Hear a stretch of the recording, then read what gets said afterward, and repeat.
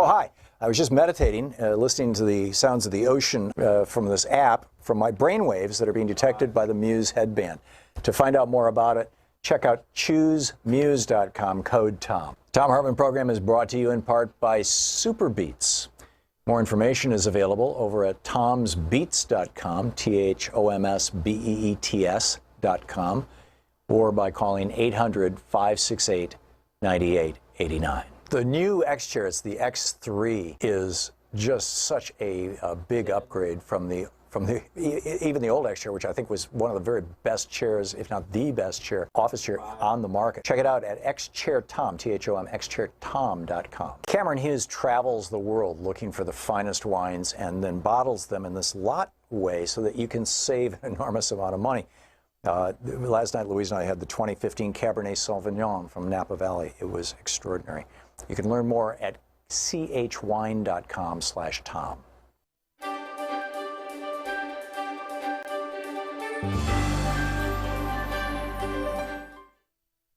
Today we're reading from The Quantum Revelation by Paul Levy. This is from the introduction.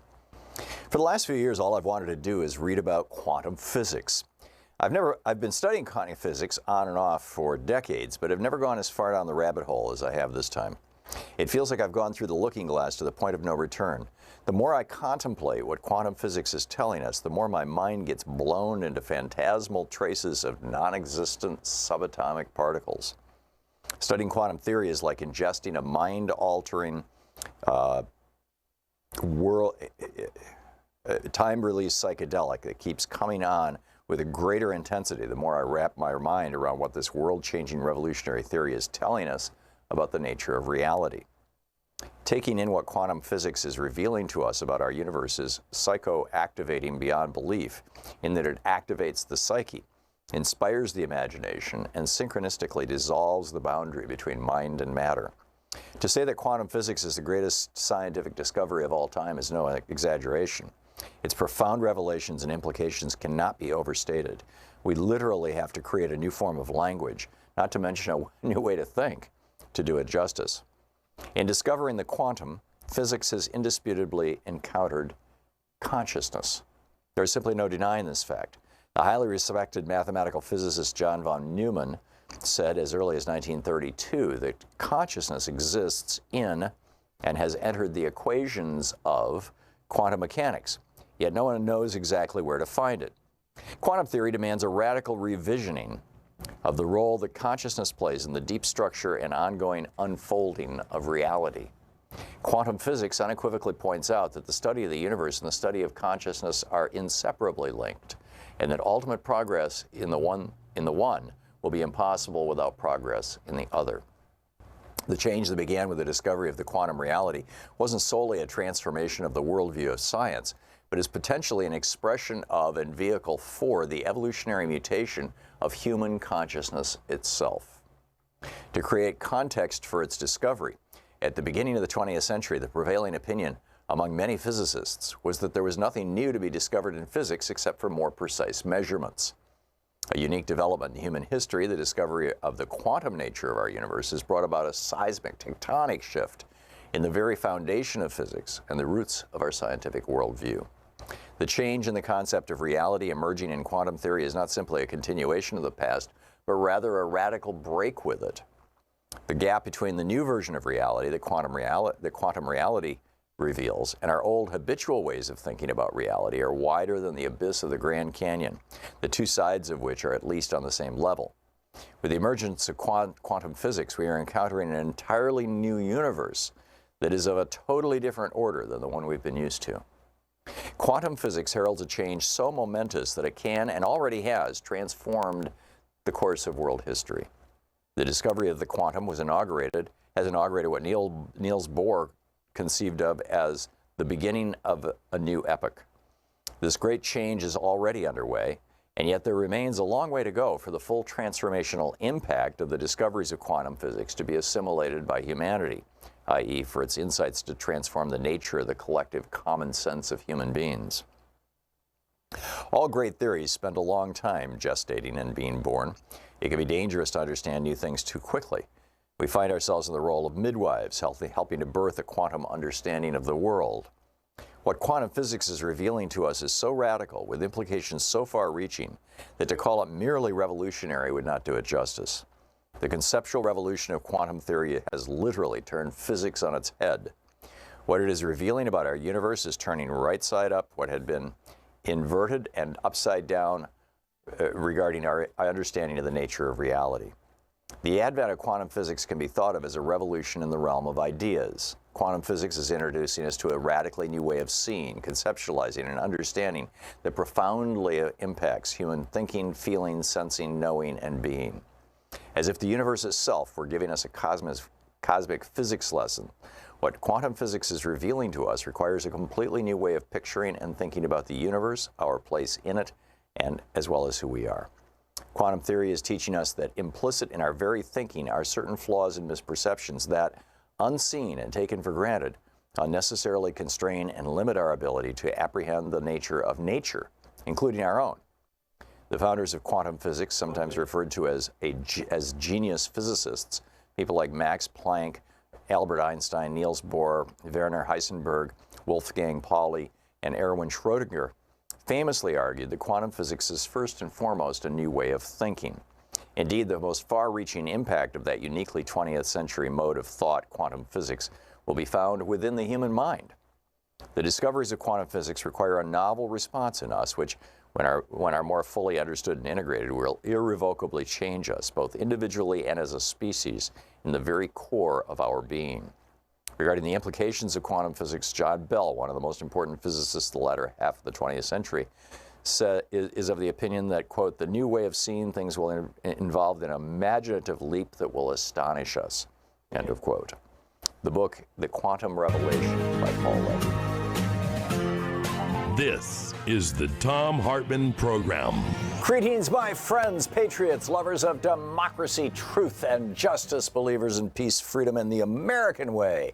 It's a beautiful Monday here in Portland, Oregon. I hope life is good wherever you may be, and the weather is not treating you too badly. We have some major weather news, which I'll be getting into a little later on in the program, probably in the next hour. But in the first hour here, a headline in the Australian press causes me to think we need to stretch our imagination. We need to push the boundaries of how we've allowed ourselves to think up to this point. We have put a kind of a little picket fence around ourselves and said, you know, we're not going to think outside this fence. We're going to stay in here where it's comfortable. And I think that we need to step over the fence and look at how far might Donald Trump and his Republican cronies actually go? And if they go as far as I think they're preparing to, how must we respond? The thing that really kind of pushed me over the edge on this, and I wrote a piece for Alternate this morning that is going through the editorial process over there right now, being prepared to go online. So I don't know if it's going to be up in the next hour or the next 5 hours or whatever, but you'll find it eventually. But the thing that pushed me over the top was a piece from the Australian Broadcasting Corporation, also known as ABC. You can find it on the Australian Broadcast, and the Australian Broadcasting Corporation is Australia's equivalent of NPR PBS. Except that ABC is much larger and more ubiquitous than NPR is large and ubiquitous in the radio space. But in the TV space, PBS is this little tiny player. But I've spent a lot of time in Australia. The ABC channel in Australia is like king. It's a major, major force in Australia's media. So this is the headline, and the headline says it all. Donald Trump could be ready to order a strike against Iran, as Australian government figures say.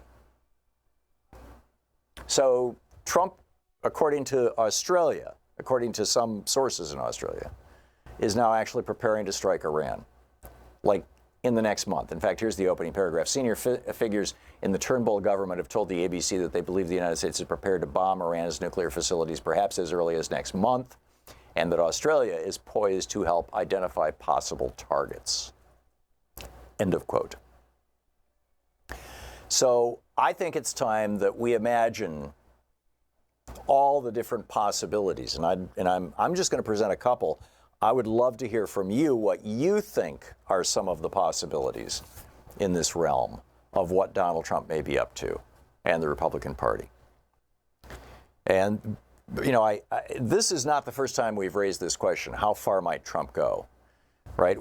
A week before the election, a week before Trump became president, Tony Schwartz, who wrote Trump's book, Art of the Deal, and spent months following him around, getting to know him, learning all about Donald Trump in ways that probably are more analytical, more in-depth, more knowledgeable than anybody else.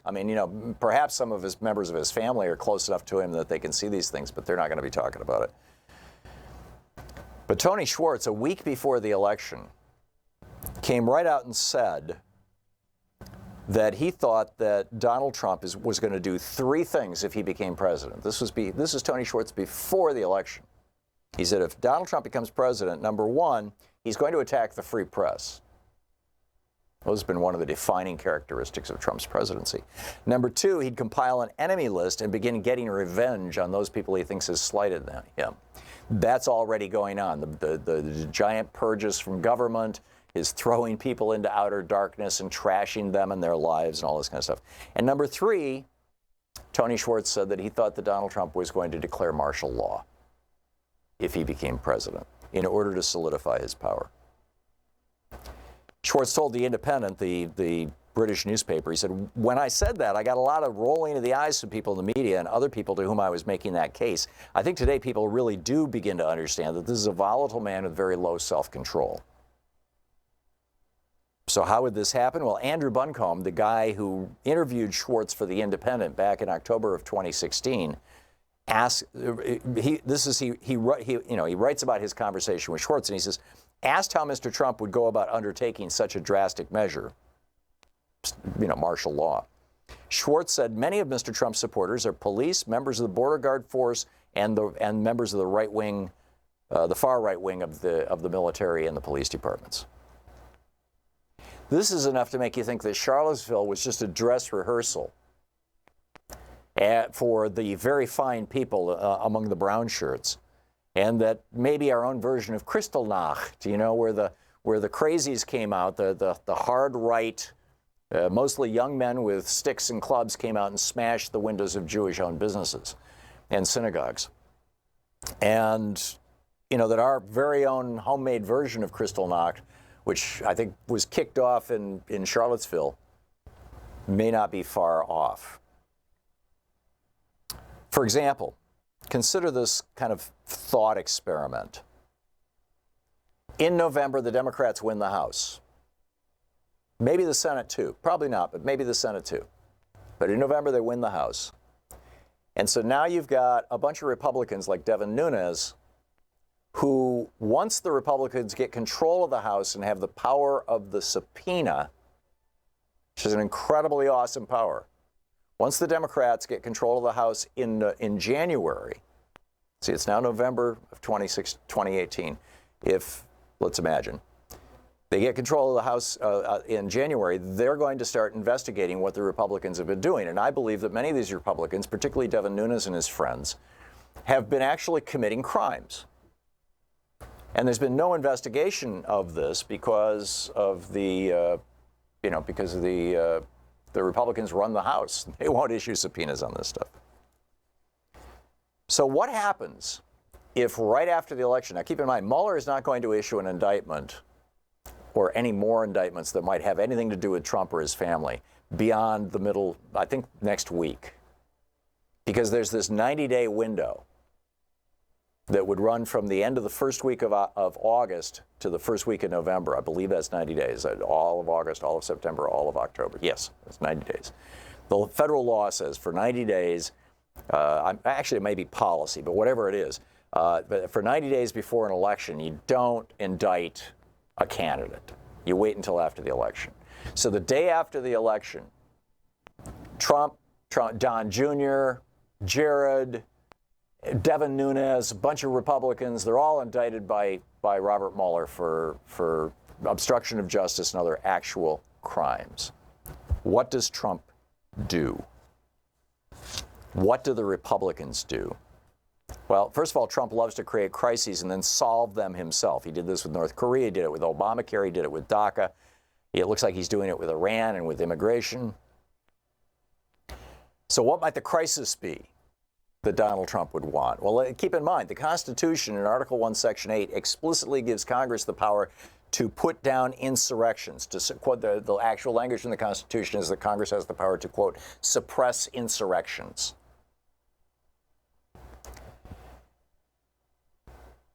Now, you'll recall that the day after Donald Trump was elected president, over 1 million people were in the streets in the United States.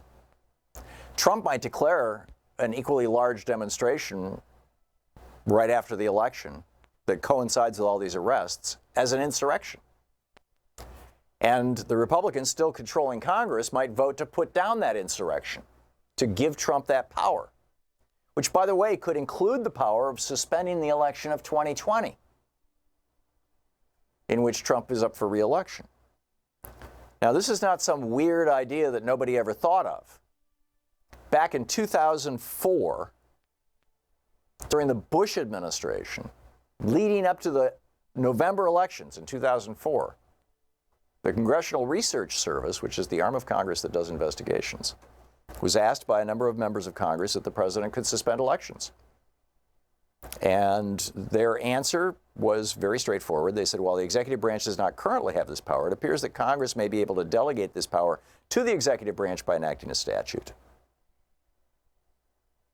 So if Heather Heyer was only the first anti-Trump protester to be murdered by white supremacists, and right after the election, dozens or hundreds or thousands of people are being murdered by white supremacists, does the president shut down the country? Does he go into lockdown? Do we go to martial law? Do we suspend elections?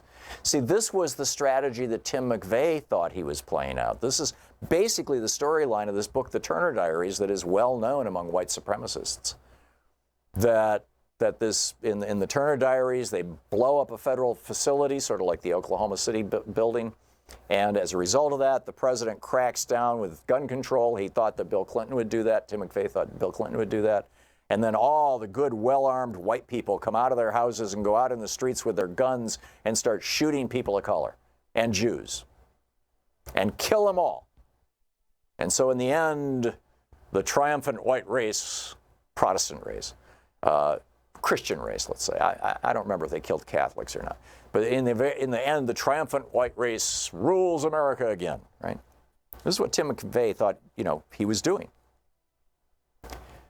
Then we say, well, what about the courts? Can't the courts stop Trump?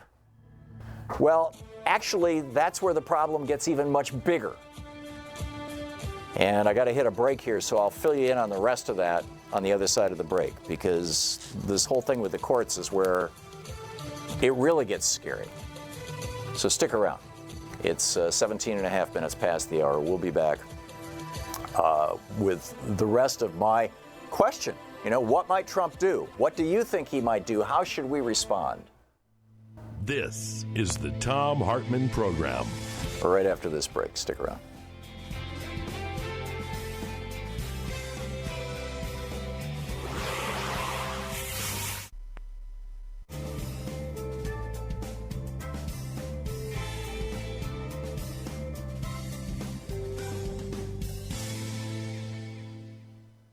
And welcome back.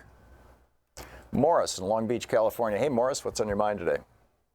Hey, Professor, nice to talk to you this morning. Good morning to you. Very sober conversation you're having this morning. Yep. Very sober conversation. Anyway, I wanted to talk to you about a book called The Color of Law, A Forgotten History of How Our Government Segregated America. Folks, you've got to check this book out. The Federal Housing Administration is responsible for the segregation that you see in America today. For example, if a developer wanted to develop a community housing, he had to go to the government for money. The government would say, yes, no problem, you can have the money, but it's for whites only. And it tripped me out, Professor, when I heard that, because I remember one time a few years ago you were talking about Mississippi, when veterans came back from Mississippi. Like 3,700 of these guys came back from the war in Mississippi, and only 2 of them got a house. And I could not understand how that was possible. After reading this book, I understand how that was possible. I didn't know it was the feds providing the money to the developers. I thought it was private banks, and the banks were the ones doing the redlining. No, the banks, that's when the buyer wanted to buy a home. To buy the home, okay. So, but the developers... Okay, but the developer to develop, for example, out here we live in a community called Lakewood, California. Lakewood was developed between 1949 and 1953 when I was born. When those homes first sold, they sold for like $17,000. Whites only, had all kind of exclusive covenant restrictions against black people. Now, today, black people can move into those communities if they don't mind paying 1.25% on $800,000. That's what you talk about when you talk about wealth. Wow. But anyway, it's called The Color of Law, A Forgotten History. And by the way, let me throw this out there. Stop hating all white male Republicans. There's a guy named George Romney. You know George Romney. That was Mitt Romney's daddy. George Romney, a white man, a Republican, under Richard Nixon, God help us, under Richard Nixon, had one of the most liberal programs you ever wanted to imagine to address this issue. Of course, he was shot down. Yeah, George Romney was a decent man. In fact, George Romney, the thing that killed his run for the presidency in, I think it was 68. It might have been 72, but I'm pretty sure it was 68. It was when I was, I was still a teenager, I guess, in 68, and I was living in Michigan. And he was our governor. And he went to Vietnam, and he came back, and he said they brainwashed me. He had been supportive of the Vietnam War. He came back opposed to it and said he had been brainwashed. And just that phrase, "I've been brainwashed," destroyed him. his political opponents made it sound like he was confessing to mental illness or mental feebleness, something like that. I would have voted for him if he had ran. And, Professor, let me leave you with this. In our country, if you racialize your narrative, you can manufacture violence anywhere in this country, anywhere in the world. And I believe Mr. Trump is going to manufacture some violence someplace to distract from his criminal activities that he should be going down. I think he already has. Thank you for taking my call. Yeah, thank you, Morris. I think Charlottesville is an example of Donald Trump racializing, the storyline, and which he's been doing from day one. But, when you do that, when you present that to people, and when you call them very fine people, expect to get a whole lot more. The Proud Boys, the Prayer, or whatever it is, group. There's Patriot Prayer. Yeah, there's a bunch of these hard right groups that are, emerging and growing, in my opinion, as a consequence of Donald Trump's doing exactly what Morris is talking about. We'll be right back. We're going to finish up my wrap on this on the courts. Stick around.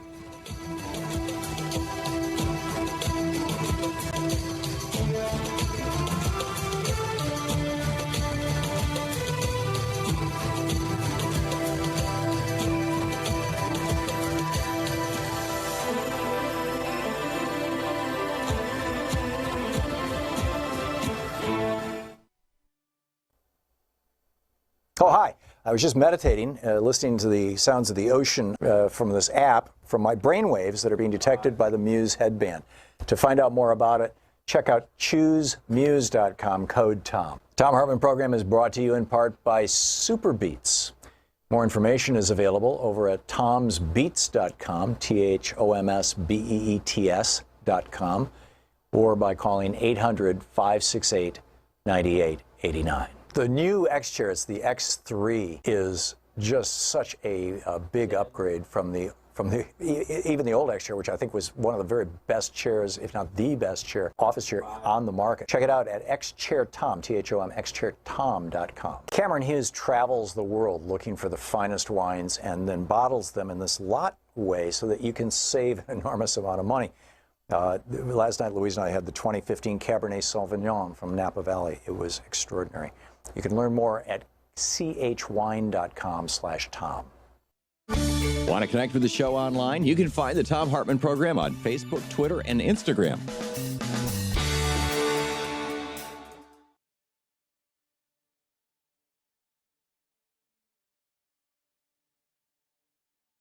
With you. So people say, well, Trump will be stopped by the courts if he tries to declare martial law. And so far, with his Muslim ban and with his brutal, imprisonment of children, he has been stopped by the courts, and he's allowed himself to be stopped by the courts. Although they didn't reunite all those children with their parents day before yesterday or the day before that, which was the deadline set by the court. So at a certain level, he's defying the court, but he appears to be trying to go along with the courts. So far, so good, right? But consider Andrew Jackson, Donald Trump's hero among all the presidents. Andrew Jackson is the guy Donald Trump thinks, I'm like that guy. He hung his picture right next to his desk in the Oval Office. Okay.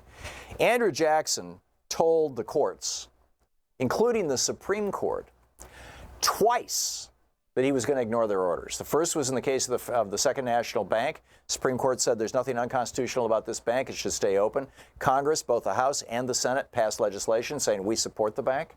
Andrew Jackson shut it down, which, by the way, that and his paying off the national debt led to the largest, deepest, and longest Great Depression in the history of the United States, number one. And number two, when Andrew Jackson was planning on relocating the Cherokee Indians from Georgia to Oklahoma by having them march 1,000 miles, and a huge percentage of them died. It's referred to as the Trail of Tears. The Supreme Court said, you can't do that, President Jackson. It's illegal. And Andrew Jackson said, referring to John Marshall, who was the Chief Justice at the time, said, John Marshall has made his decision, let him enforce it. In other words, I'm not going to enforce it. Because the enforcement mechanism for the Supreme Court which is Article 3 of the Constitution, is found in Article 2 of the Constitution, which is the president, the executive branch. And if the president chooses not to execute the law as defined by the Supreme Court, it doesn't get executed. Congress doesn't have the power of police. Congress can't tell the FBI what to do. Congress can't tell the police departments what to do. Congress can't tell the Army what to do. That's the executive branch, Article 2. So, you know, you'd say, well, is it what? Okay. So what else could Trump do? Well, he could create a war. That's a great way. You know, again, if he and his sons get indicted, if he's looking at family members going to jail, if he's looking at losing his financial empire, he could start a war. George W. Bush did this in order to get reelected. He told Russ Baker about it right up front before not Russ Baker. He told Mickey Herskowitz, his biographer, in 1999, that if he got elected president, he was going to go to war with Iraq in order to get enough political capital to privatize Social Security. He said it right out loud. And then he did it. So now, which brings us back to my very beginning point here, where the Australia Broadcasting Corporation is running around pulling their hair out right now with this headline, this lead paragraph: senior figures in the Turnbull administration tell the ABC they believe the United States is prepared to bomb Iran's nuclear facilities perhaps as early as next month. So what do we do? I mean, late in the 2016 presidential campaign and early on throughout Trump's presidency, we have failed to imagine how far he could go. And he's gone that far and beyond it over and over, and we have not been ready.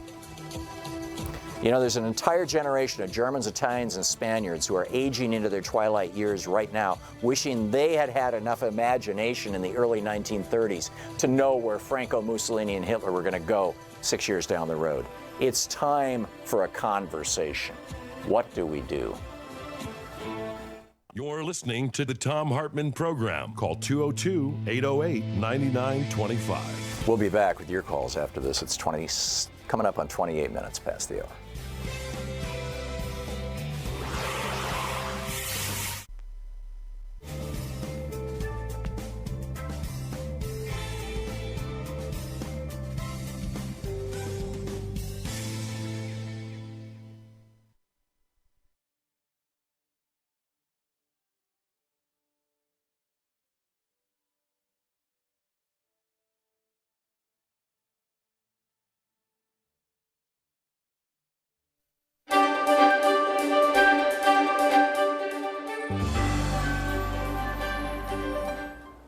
We're reading today from Jason Stanley's book, How Fascism Works, The Politics of Us and Them. This is from chapter 1. It is only natural to begin this book where fascist politics invariably claims to discover its genesis, in the past. Fascist politics invokes a pure mythic past tragically destroyed. Depending on how the nation is defined, the mythic past may be religiously pure, racially pure, culturally pure, or all of the above. But there's a common structure to all fascist mythologizing. In all fascist mythic pasts, an extreme version of the patriarchal family reigns supreme, even just a few generations ago. Further back in time, the mythic past was a time of glory of the nation, with wars of conquest led by patriotic generals, its armies filled with its countrymen, able-bodied, loyal warriors whose wives were at home raising the next generation. In the present, these myths become the basis of the nation's identity under fascist politics. In the rhetoric of extreme nationalists, such a glorious past has been lost by the humiliation brought on by globalism, liberal cosmopolitanism, and respect for universal values such as equality. These values are supposed to have made the nation weak in the face of real and threatening challenges to the nation's existence. These myths are generally based on fantasies of a non-existent past uniformity, which survives in the traditions of the small towns and countrysides that remain relatively unpolluted by the liberal decadence of the cities. This uniformity, linguistic, religious, geographical, or ethnic, can be perfectly ordinary in some nationalist movements, but fascist myths distinguish themselves with the creation of a glorious national history in which the members of the chosen nation ruled over others, the result of conquests and civilization-building achievements. For example, in the fascist imagination, the past invariably involves traditional patriarchal gender roles. The fascist mythic past has a particular structure which supports its authoritarian hierarchical ideology. That past societies were rarely as patriarchal, or indeed as glorious, as fascist ideology represents them is beside the point. This imagined history provides proof to support the imposition of hierarchy in the present, and it dictates how contemporary society should look and behave. In a 1922 speech at the Fascist Congress in Naples, Benito Mussolini declared, "We have created our myth. The myth is a faith, a passion. It is not necessary for it to be a reality. Our myth is the nation. Our myth is the greatness of the nation. And to this myth, this greatness, which we want to translate into a total reality, we subordinate everything." Here, Mussolini makes clear that the fascist mythic past is intentionally mythical. The function of the mythic past in fascist politics is to harness the emotion of nostalgia to the central tenets of fascist ideology: authoritarianism, hierarchy, purity, and struggle. With the creation of a mythic past, fascist politics creates a link between nostalgia and the realization of fascist ideals. German fascists also clearly and explicitly appreciated this point about the strategic use of a mythological past. The leading Nazi ideologue, Alfred Rosenberg, editor of the prominent Nazi newspaper, the Völkischer Beobachter, writes in 1924, "The understanding of and the respect for our own mythological past and our own history will form the first condition for more firmly anchoring the coming generation in the soil of Europe's original homeland." The fascist mythic past exists to aid in changing the present. The patriarchal family is one ideal that fascist politicians intend to create in society, or return to, as they claim. The patriarchal family is always represented as a central part of the nation's traditions, diminished even recently by the advent of liberalism and cosmopolitanism. But why is patriarchy so strategically central to fascist politics? In a fascist society, the leader of the nation is analogous to the father in the traditional patriarchal family. The leader is the father of his nation, and his strength and power are the source of his legal authority, just as the strength and power of the father in the family in patriarchy are supposed to be the source of his ultimate moral authority over his children and wife. The leader provides for his nation, just as in the traditional family the father is the provider. The patriarchal father's authority derives from his strength, and strength is the chief authoritarian value.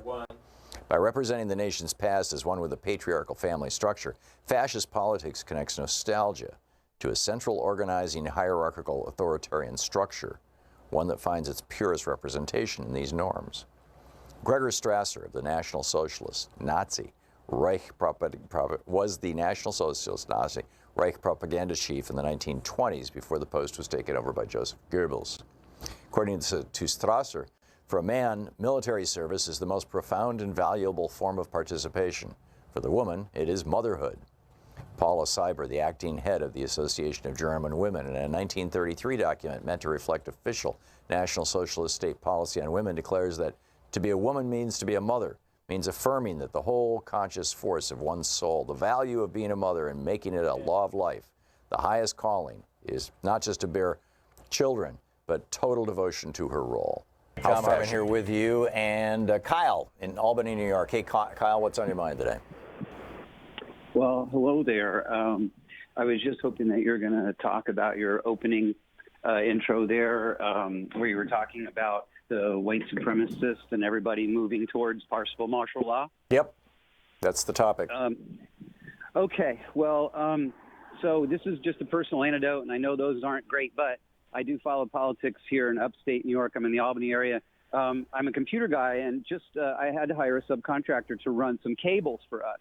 This guy felt comfortable enough telling a stranger that, like, him and his buddies who all live up towards Vermont, and they live east of the Albany area, that this was, by the way, in 2014, okay, during the Obama administration. I think they were more scared of the black man than they were of other things. But he told me they were willing to go to the mat and go to civil war, and that they were preparing for it. They even used that phrase, civil war. Yep. I'm seeing the same thing. I mean, we've got a lot of this kind of activity happening here in Portland, but it's not just Portland. It's happening all over the country, where these hard right groups are coming out into the open, and with their open carry and their military and Christian paraphernalia, which is the hijacking of a religion and the military of our country. and they have been embedding themselves now for decades inside our military, inside our police departments, inside our the Air Force Academy. You know, Mikey Weinstein wrote a book about this years ago. That you know, these guys were not exaggerating, Kyle. No, and I can tell it in the same way you're talking about it. They use these symbols and the funny German symbols and stuff, this iron crosses and all those things, and the tattoos and all that. And it's just, to me, I talked to Joe Madison about this. I moved up here in 2000. I had no idea how white supremacist this area is, but it totally is. Yeah. Thank you, man. Yeah, Thank you're you welcome. Very much Good talking to you, Kyle. Yeah, thanks for the call. Dave in Federal Way, Washington, listening on Sirius XM. Hey, Dave, your thoughts? Yeah, hey, Tom. One time I called in and was talking to you about, illiberalism and Russia and America supporting various proxies around the war. And it was a complicated topic, and you really helped me out to get the idea across. But this weekend, I heard that the Trump administration is in direct dialogue with the Taliban in Qatar. Now, no, in Afghanistan. It's the Afghan Taliban. They're holding meetings in Qatar. They're holding meetings in Afghanistan as well. The Trump administration wants to give the country back to Afghans because the Taliban is mostly Pakistani and Afghan. And so, frankly, this is something that I think that George W. Bush should have done after he destroyed the country.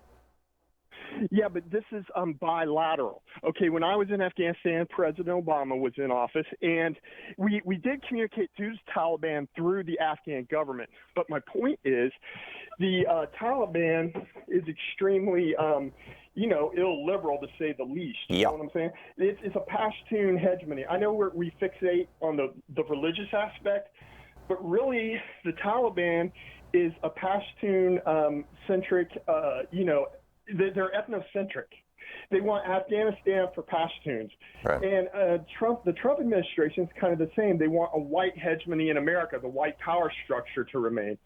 But really, as far as Trump declaring martial law, we have to take in consideration all he really has to do is convince people that there's a state of emergency. Right. And by revoking no one's going to argue, by revoking the clearances of Brenner and Clapper, I mean, bottom line is we all speak English, all right? And Trump has that advantage. If he can convince even Clapper, one of his harshest critics, will not argue if Trump says, look, I have classified information, which you're no longer privy to, that puts this country in a state of emergency. Then if Russia or somebody says, wait a minute, America is a nuclear-armed country. Something is going on. If Russia tries to intervene, or anybody, China, anybody, all that's going to do is add to the state of emergency. Yep. And then voila, Trump has, he has I guess a dictatorship. Absolute power, yeah. And he suspends elections and he starts rounding up the usual suspects. Absolutely. Another scenario, I'm just trying to come up with possible scenarios of how this thing may game out. And the foundational assumption is, number one, don't ever think Trump won't go that far, because every time we thought that, he's proved us wrong over and over and over again. Oh, Trump would never lock up children, right? Et cetera. And number two, that there is a movement that has been, that has deep roots that go all the way back to the Klan, and not only to the Klan, but and they go back to Lindbergh's America First movement, the American Nazi movement, all this kind of stuff. There is a movement that has come out of those things that is getting very aggressive and very outspoken. And number three, if Trump decides that if none of these little things work, calling the press the enemy of the people, taking away security clearances of former CIA and FBI directors, all this, stealing children from their parents and keeping them in cages. If none of that provokes the emergency, the crisis that Trump needs in order to have the power to prevent himself or his son from going to jail if he's indicted by Mueller or being impeached if the Democrats take control of Congress, if none of that works, then he's always got war. He can start a war with Iran. He can start a war with North Korea. He may think it's going to be a limited war, but if he starts a war with either one of those countries, they're allies. China in the case of North Korea, Russia in the case of Iran, although there's a crossover. China and Russia both have interests in both North Korea and Iran. That happens. Those countries get into the war. And now you've got a regional conflict that's become a worldwide war. And it could very rapidly become World War III. Donald Trump, trying to cover his own butt could literally lead us to thermonuclear warfare. And that, I think, is one of the ultimate nightmare scenarios. Dave, I got to get some other calls here and some other people thinking about, what's going on here. Claudia in Deer Isle, Maine. Hey, Claudia. Claudia, what's up? Hi. I'm calling to let you know that I have a friend who grew up in Germany in the 30s, and she and I are really good friends, and I've had a number of German friends over the years. My father flew the Berlin airlift during, what was it, 49 or something like that, I think. Anyway, she said that, and she's talked about this repeatedly, that, excuse me, that it feels very much like it did in Germany in the 30s. When she was a kid, and she was in Germany in the 40s, of course, during the war. And I think that just validates your commentary that things are very extreme right now and that we need to pay strict attention. And I have a cure for the whole situation. And the cure I have is simple. If we treated each other anywhere in the world as our neighbor, we wouldn't be in the position we're in across the world. Neighbor, brother, sister, yes. Being a good neighbor is a critical foundation for harmonious living and being conscious of our environment. That's all I have to say. Yeah, well said. Thank you, Claudia, very much. I appreciate the call. It's amazing. Bob in Tahlequah, Oklahoma. Hey, Bob, what's up? Well, that's right. And good day to you, Tom. And I say that's right to the lady who was just speaking.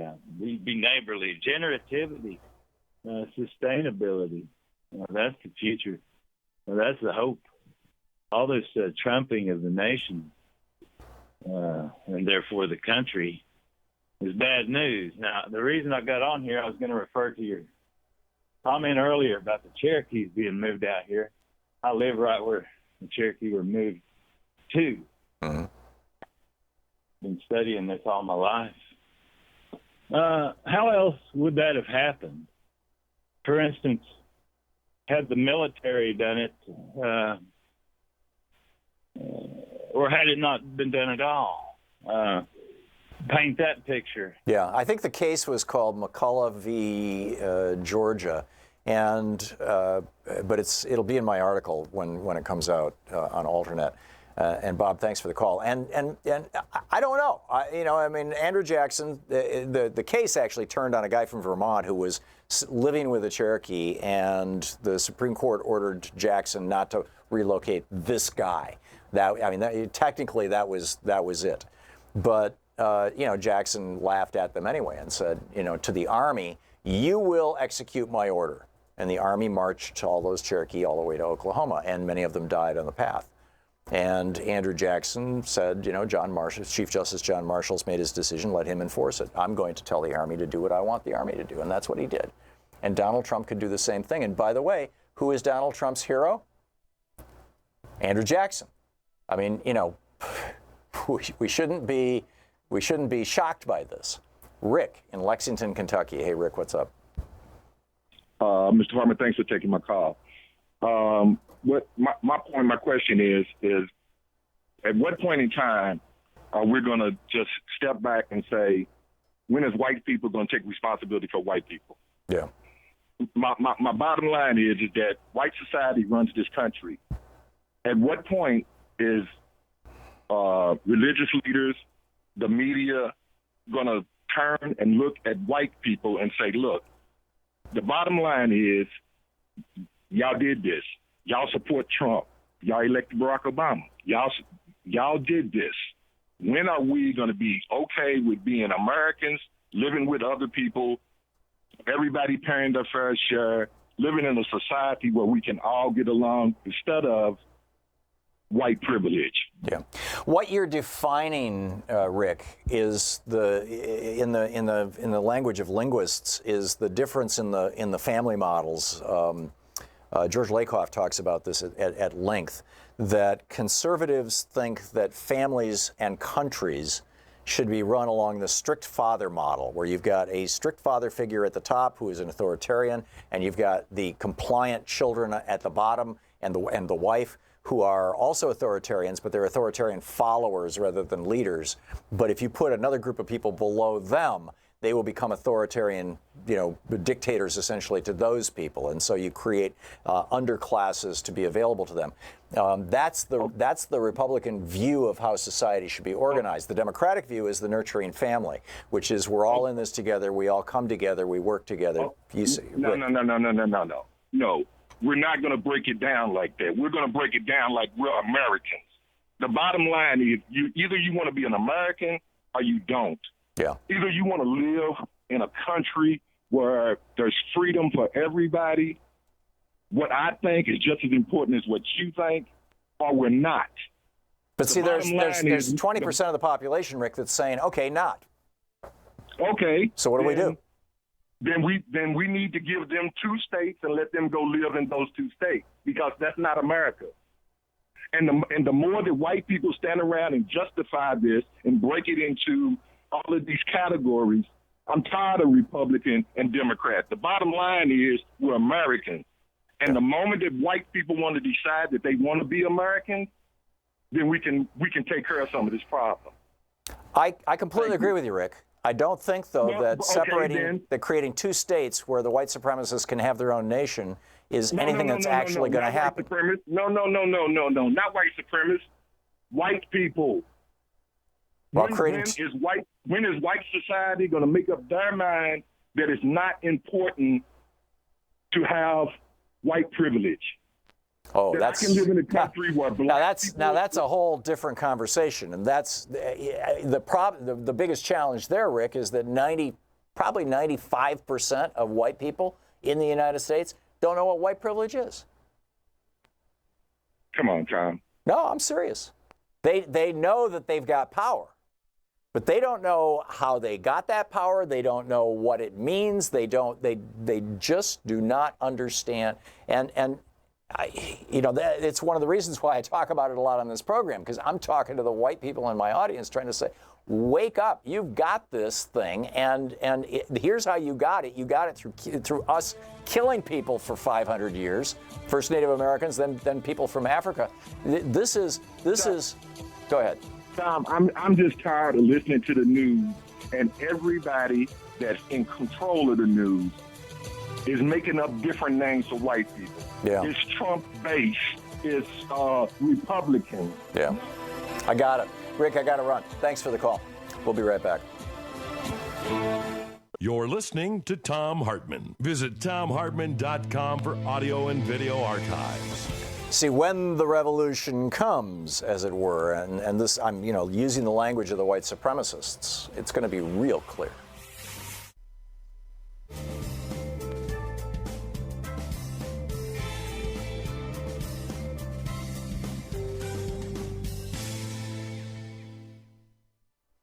And welcome back. Elka in Kalamazoo, Michigan. Hey, Elka, what's up? Hi, Tom. I just want to say thank you for all that you do, for trying to put information out there and provide resources. My pleasure. I just want to give a little shout out about one of my favorite news sources, which is Democracy Now! With Amy Goodman. Mm-hmm. And in case people missed it, Noam Chomsky, the whole hour was spent on Noam Chomsky on Friday and today. And he really put things in context, and I think that's what's really important. Mm-hmm. And that is something that we don't get from mainstream media, the corporate media. They're so beholden to the powerful forces that are just trying to divide and conquer. And so as they divide and conquer the people, they start fighting each other, the reptilian brain kicks in, and then we become emotional, when really we need to take a bigger, a broader view of things and also look at the history. So Noam Chomsky made some really important comments about Russia relations and the expansion of NATO. He thinks that the 2 biggest threats are really nuclear war with an adversary and climate change, which is a rather bland term for climate disruption. Yeah, I agree. As Monbiot has commented on. So he also commented, of course, on some challenging areas in the world, such as Israel and Palestine, crackdowns in Gaza, family separation and the refugee crisis, also on Alexandria Ocasio-Cortez, and what's really the ills of the Democratic Party, that you have essentially those who are populists, who are more socialist leaning, and a lot of people don't understand what socialism means. They think it's giving stuff for free to lazy people, and that's how it's been distorted. And so he has really made some very, very important comments on important issues that I think will help people understand and see things in context. Yeah. Also, just recently, it was on June 20th, on Democracy Now!, Amy Goodman interviewed Cy Hirsch, and I believe, and I'm German, education is important, but propaganda and public relations, have been used to manipulate people in so many different ways. I've always paid attention to that aspect. Cy Hirsch is a reporter with great integrity. People may not know. He uncovered the My Lai massacre, for example. He also reported extensively on Abu Ghraib. That is something, those are some of the ugly undersides of what America does in the world that is really not being discussed. Yeah, I've interviewed Cy Hirsch a number of times on this program. Elke, thank you very much for the call, and a great promotion for Democracy Now! And I absolutely agree. Amy Goodman is one of the last of the true journalists in the United States, and people who don't watch her program or listen to her program are uninformed. And Cy Hirsch, Noam Chomsky, I've interviewed both of them. Cy Hirsch has been on our program many times. I don't know about Noam Chomsky. It's been a long time. But, great thinkers, and they're great people. So, thanks for coming on our show and promoting Amy's show. It's 52 minutes past the hour. We'll be right back.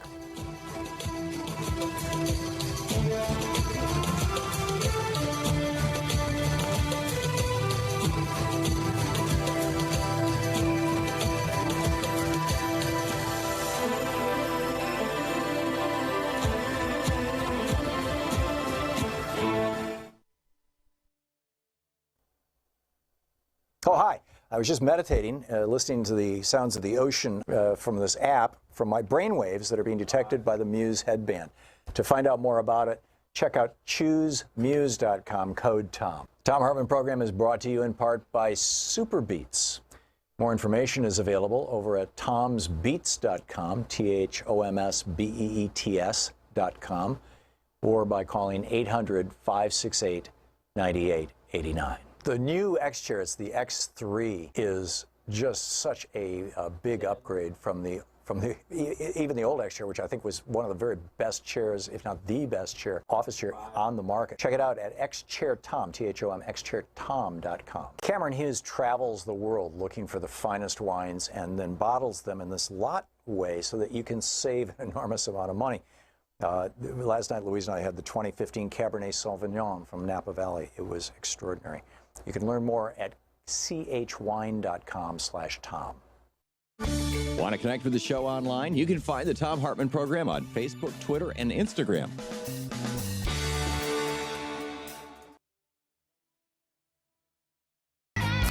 Welcome back. Thom Hartmann here with you. We're kind of collectively brainstorming the question, what do we do if or when Trump steps over a line?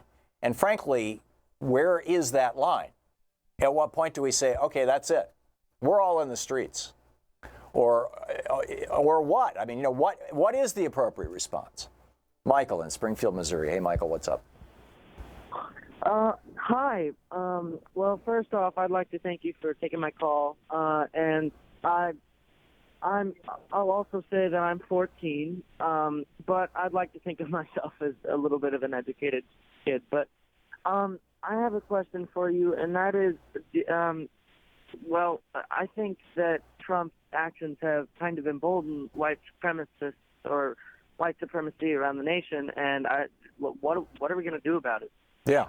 Well, that's essentially the question I'm asking. And what if Trump, in his crisis, if Trump is indicted or if his family members are indicted, and it sure is looking like, I mean, you got Rudy Giuliani out there today, I guess it was, maybe this morning, maybe it was yesterday afternoon, but it's in today's, everybody's, hair on fire about it right now, saying collusion with Russia is not a crime. Colluding with another foreign government to become president, that's not a crime. The hacking was the crime. And Trump didn't do the hacking, so you can't throw him in jail. You can't remove him from office. You can't impeach him. He didn't commit a crime.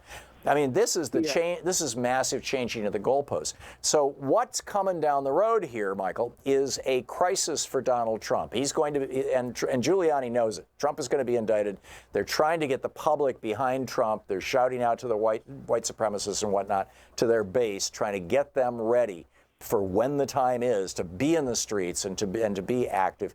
And the question in my mind is, what kind of crisis will Trump provoke in order to distract us and or if he needs to declare such a state of emergency that he can basically shut down the courts and maybe even stop elections? Yes.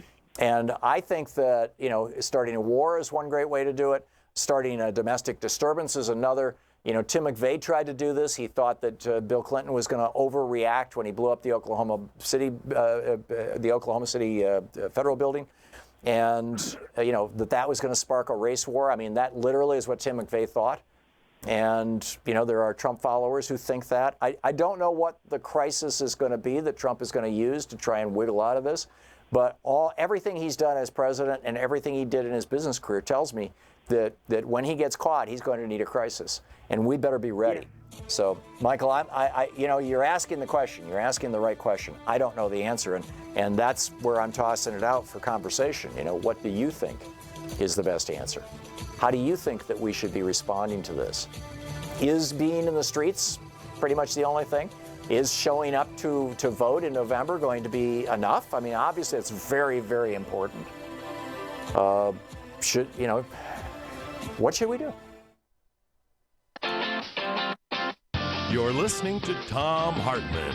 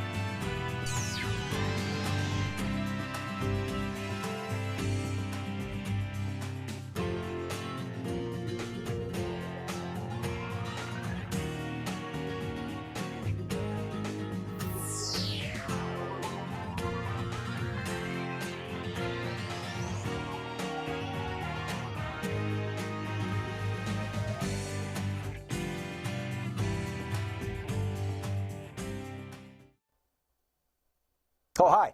I was just meditating, listening to the sounds of the ocean from this app, from my brainwaves that are being detected by the Muse headband. To find out more about it, check out choosemuse.com, code TOM. Thom Hartmann Program is brought to you in part by Superbeats.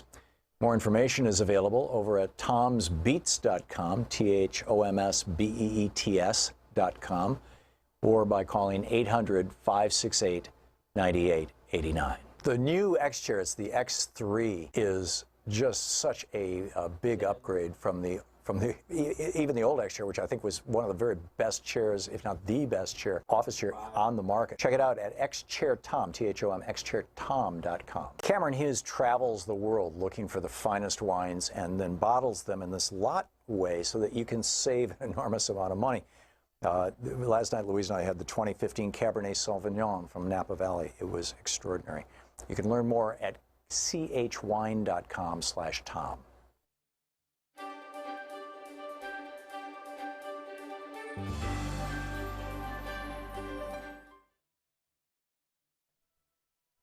In the Thom Hartmann University Book Club today, we're reading From American Holocaust by David Stannard, The Conquest of the New World. This is from the prologue.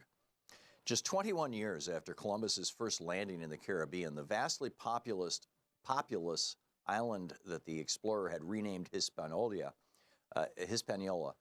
was effectively desolate.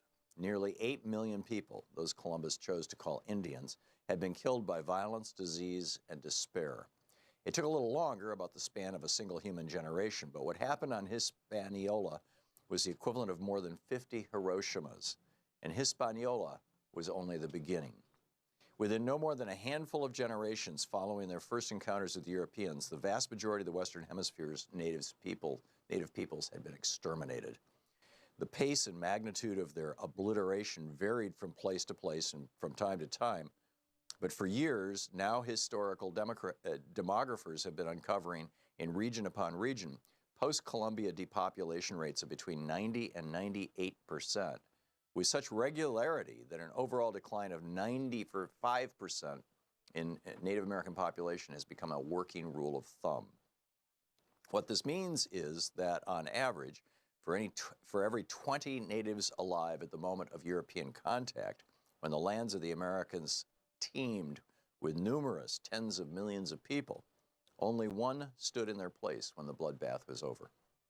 To put this in a contemporary context, the ratio of native survivorship in the Americas following European contact was less than half of what the human survivorship ratio would be in the United States today if every single white person and every single black person died. The destruction of the Indians of the Americas was far and away the most massive act of genocide in the history of the world. That is why, as one historian aptly has said, far from the heroic and romantic heraldry that customarily is used to symbolize the European settlement of the Americas, the emblem most congruent with reality would be a pyramid of skulls. Scholars estimate the size of the post-Columbian Holocaust have climbed sharply in recent decades. Too often, however, academic discussions of this ghastly event have reduced the devastated indigenous people and their cultures to statistical calculations in reconciling demographic analyses. It was easy for this to happen.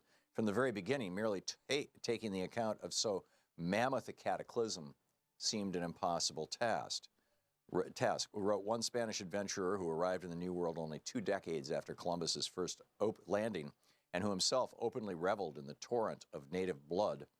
There was neither, quote, paper nor time enough to tell all that the conquistadors did to ruin the Indians and rob them and destroy the land, end quote.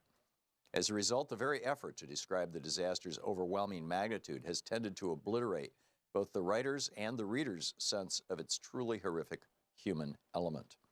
In an apparent effort to counteract this tendency, one writer, Tsvetsan Todorov, began his study of the events of 1492 and immediately thereafter with an epigraph from Diego de Landa's Relación de las Casas de Yucatán. Quote, the captain, Alonso Lopez de Avila, brother-in-law of the Adelmento de Montejo, captured during the war in Bacalan a young Indian woman of lovely and gracious appearance. She had promised her husband, fearful lest they should kill him in the war, not to have relations with any other man but him, and so no persuasion was sufficient to prevent her from taking her own life to avoid being defiled by another man. And because of this, they had her thrown to the dogs.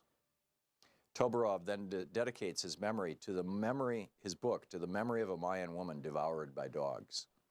It is important to try and hold in mind an image of that woman and her brothers and sisters and the innumerable others who suffered similar fates as one reads Todorov's book, or this one, or any other work on this subject, just as it is essential, as one reads about the Jewish Holocaust or the horrors of the African slave trade, to keep in mind the treasure of a single life in order to avoid becoming emotionally anesthetized by the sheer force of such overwhelming human evil and destruction. There is, for example, a case of a small Indian boy whose name no one knows today, and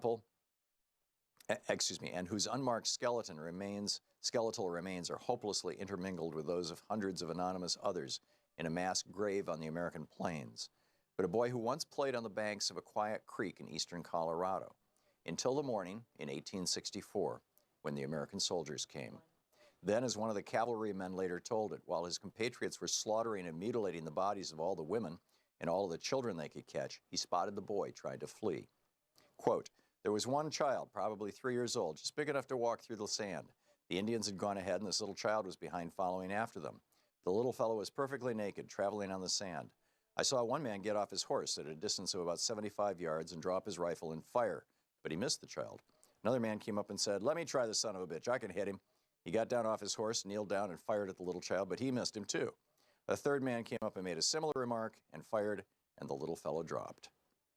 We must do what we can to recapture and try to understand in human terms what it was that was crushed, what it was that was butchered. It is not enough merely to acknowledge that much was lost. So close to total was the human incineration and carnage. And it continues. Want to connect with the show online? You can find the Thom Hartmann Program on Facebook, Twitter, and Instagram.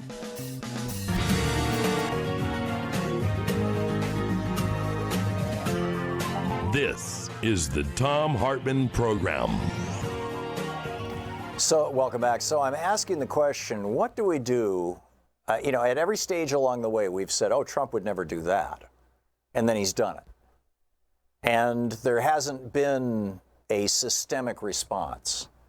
What do we do if he gets indicted and decides to declare martial law? If his very fine people go into the streets and start burning buildings or shooting people? If Heather Heyer was only the first anti-Trump protester to be murdered by white supremacists? What do we do? What do we do if he puts, I've been asking this question here on Twitter. I've got a bunch of responses.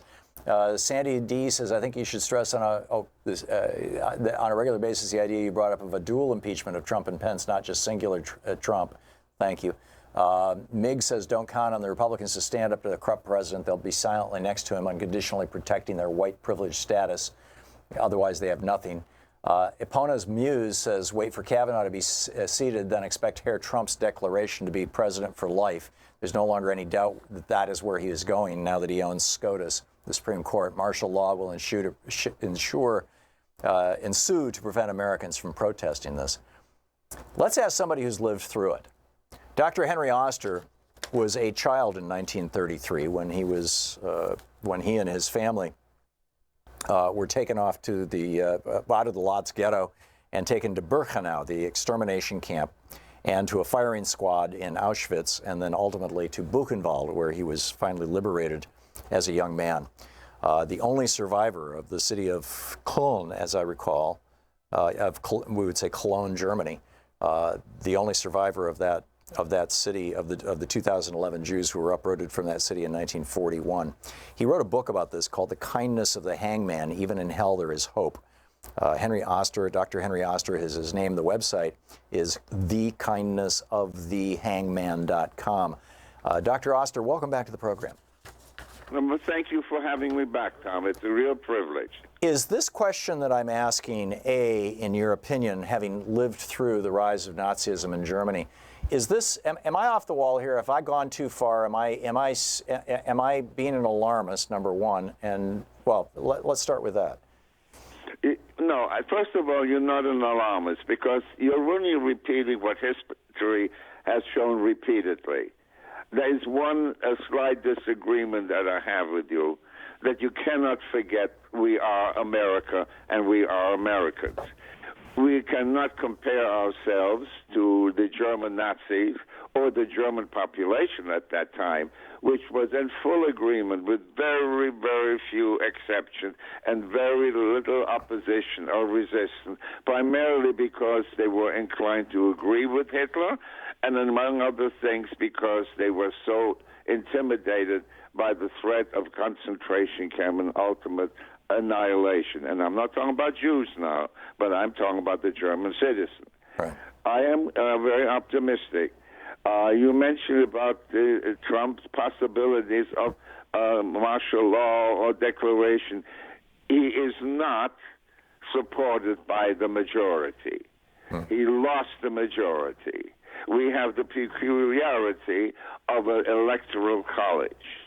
We've had shown in the past, unfortunately, with Civil War, that this country is willing to go to war among ourselves, and there would be a resistance to some of these undemocratic and totalitarian ideas he may come up with.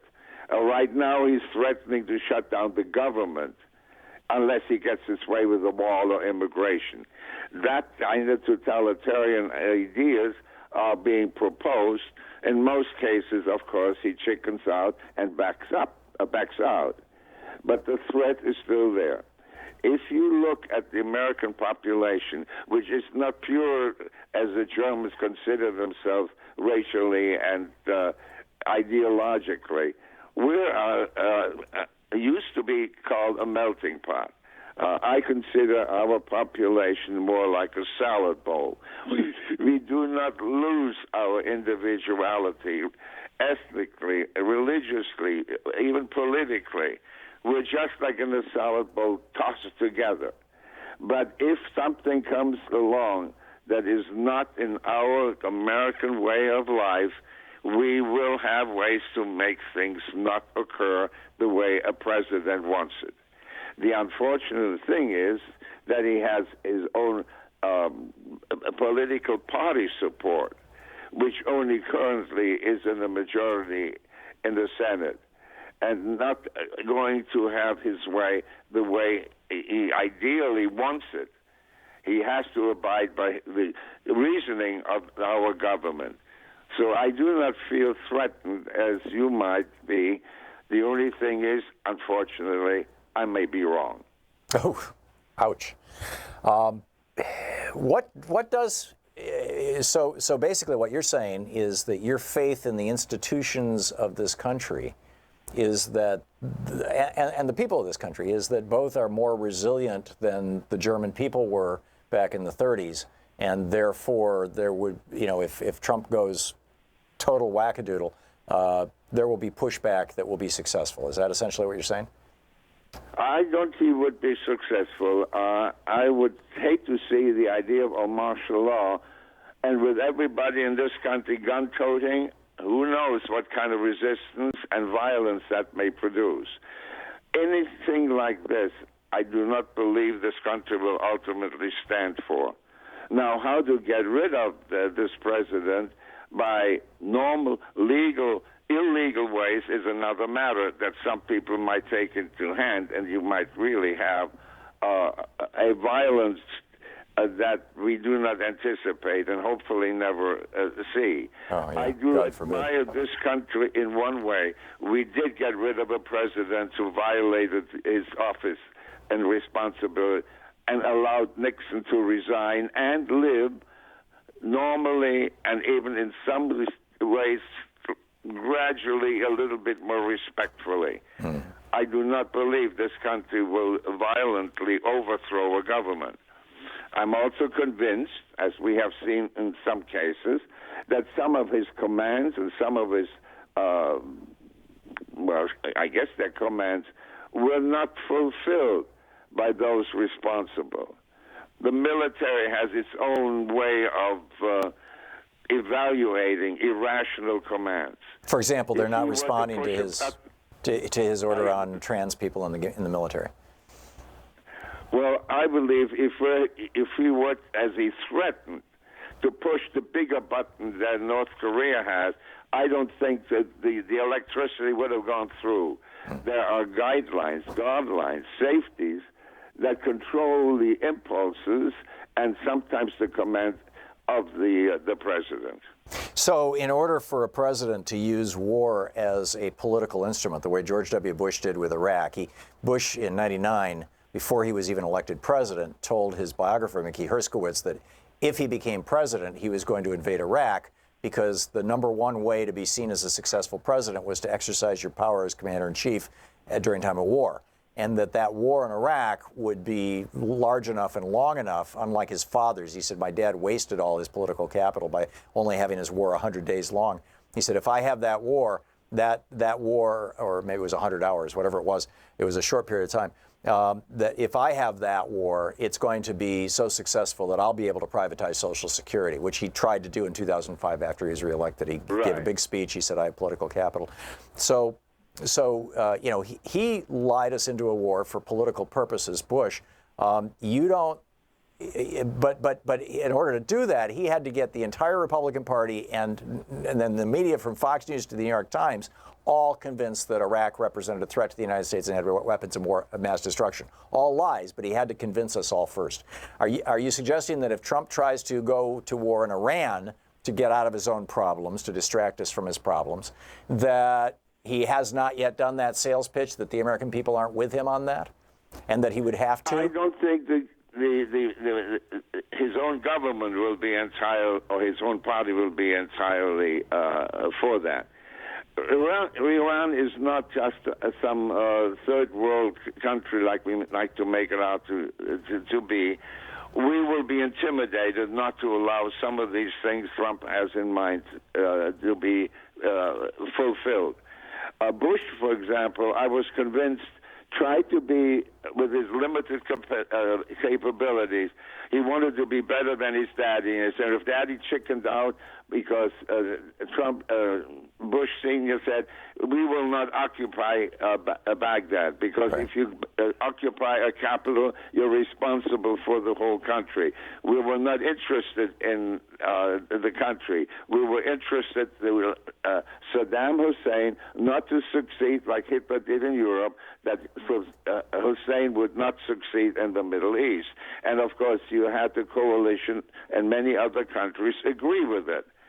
The idea also, which a lot of people do not know, that Bush Jr. was bamboozled, guess what, by no other country than Iran. I mean, here's what happened. The Iranian and the Iraqis fought an 8-year-long war to a stalemate. They sacrificed hundreds and thousands of young men, gave them a key around the neck that when you die, it's your entry to heaven, and they killed each other in huge masses, and nobody won. There was peace, sort of, an agreement. Right. The Iranians would not take that and would not allow this to be the final outcome. So they planted very cleverly through an arms deal and whatever it is, the idea that the Iraqis have secret weapons, chemical weapons. Oh, is this Adnan Khashoggi? I'm sorry, yes. Is Mr. And Khashoggi? what happened is that we believed it. We went for it. We fell for it. We didn't listen to the Israeli who said that's nonsense. We went for it. And what is the outcome?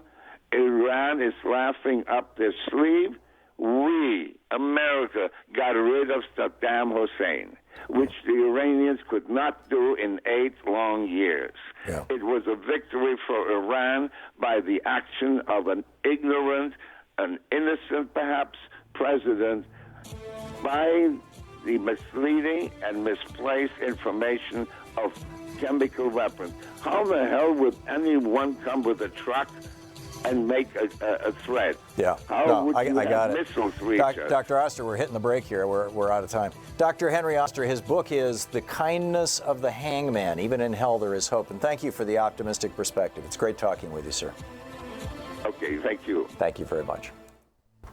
This is the Thom Hartmann Program. We'll be back with more of the news of the day and your calls right after this.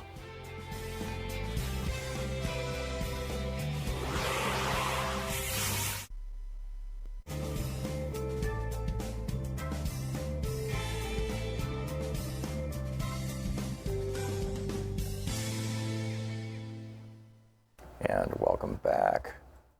Rich in Calumet, Michigan. Hey, Rich, what's on your mind? Thanks for watching Free Speech. Well, I really like what the other guy had to say, because my dad used to always say hope is deferred despair, and I kind of used to argue that with him. But there is something that I believe even Hollywood's kind of pushing. They have this movie series out now called The Purge. And it's basically getting rid of the unwanteds of the world or of our state. Mm-hmm. And it's kind of creepy, and you almost want to check it out. And matter of fact, the newest Purge release has the nice little red hat that we know who wore. It's like I said, it's a really creepy setup. Mm-hmm. And it could you could almost argue that there are these kind of things already happening in this country. Yeah, well, I think there are, and I'll have to check that out. Rich, thanks for the recommendation. I appreciate it. Roy in Sunrise Beach, Missouri. Hey, Roy, what's on your mind? Thanks for watching Free Speech. I was just calling. I was wondering about the voting machine. Yeah? What are you wondering? That was a big deal if they turned out to be a big red wave instead of a blue wave due to the fact of the machines being hacked. I think this has been going on since 2002, and that the voting machines have been, shall we say, less than reliable. I mean, the stuff that's happening at the surface, the top of the iceberg, is the visible stuff is the voter purges, the ID laws, the ways that the Republicans have come up with to make it harder and harder for people who are on Social Security to vote, for people who are in largely African American communities to vote, for people who are poor to vote. The kind of the Democratic coalition. But beneath the surface, you've got this corrupt infrastructure for our voting, the infrastructure of our vote, and that's a real problem, in my opinion. Well, to me, though, could the voter purge and all that be just red herrings to get people's attention away from the fact that the voting machines themselves are being hacked? I think it's just all happening at once. Well, I agree with you there. It's an all-of-the-above strategy by the Republicans. And you combine that with gerrymandering, and you combine that with the social media push, the walk away. Democrats don't vote for anybody this time. Please don't even bother to vote. The attempts to divide communities from each other. You add all this stuff up, and none of it's accidental. All of it is being done, with great care and frankly a hell of a lot of precision. The evoking of the white racists, the white supremacists, bringing them full force forward, praising them from the White House as very fine people. I mean, this stuff is these are not accidents, Roy. These things are. This is part of a strategy, in my opinion, for the hard right, the white supremacist right, basically, to seize control. Roy, I got to run, but thank you for the call, and thanks for watching Free Speech TV. We'll be right back.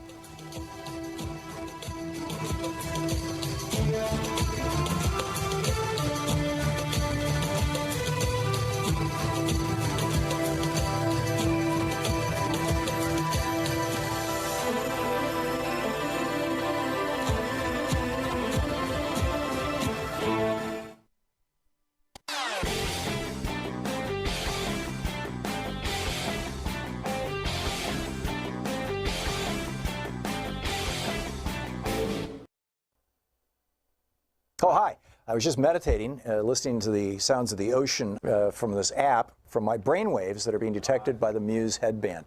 To find out more about it, check out choosemuse.com, code TOM. Thom Hartmann Program is brought to you in part by Superbeats.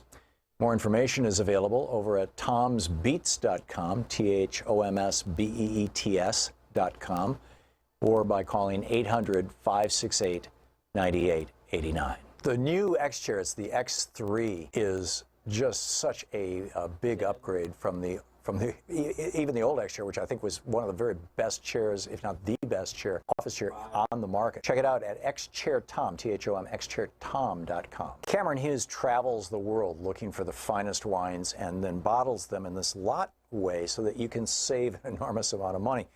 Last night, Louise and I had the 2015 Cabernet Sauvignon from Napa Valley. It was extraordinary.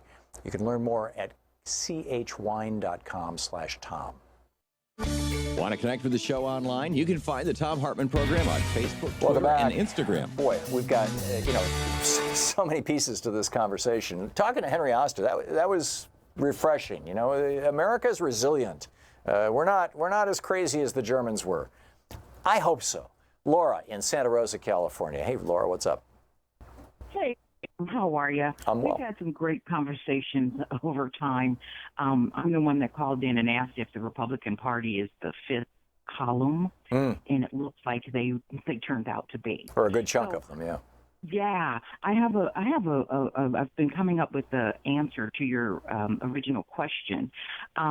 Is what can we do, and what is Trump up to? First, I think what he's up to is if he can get Kavanaugh seated. I agree with the other previous callers, and I do agree with you. If he can get Kavanaugh seated, we know that Mueller is not expected to indict a sitting president.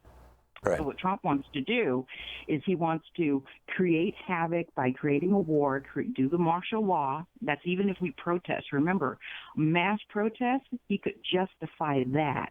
Right. He could call that an insurrection and say, I'm asking Congress to invoke its Article 1, Section 8 powers to declare these protests all across the country a mass insurrection so that I can call out the military and put them down. Exactly, and he can use starting war with Iran as a reason to suspend the election. What he's up to is being president for life. I do agree with that. And if Kavanaugh is seated, and if the rule is you cannot indict a sitting president as long as he's sitting, his plan is to be seated forever. Well. Okay, but there is something we can do. And I think the first thing we have to do, of course, is the 70% of us who do not follow him must vote blue in November. And I think that if we do these massive protests right before the election, I think we should sing America the Beautiful and be as nonviolent as possible and not engage and film any violence and allow the people who are responsible for it to go down for it and not get involved as much as we can. Hopefully it will not, be the guns and all that stuff. But the other thing that we can do, in my personal opinion, is we have to think outside the box. I think Mueller needs to indict him. I think that America needs to vote blue. I think that before Kavanaugh is seated, we need to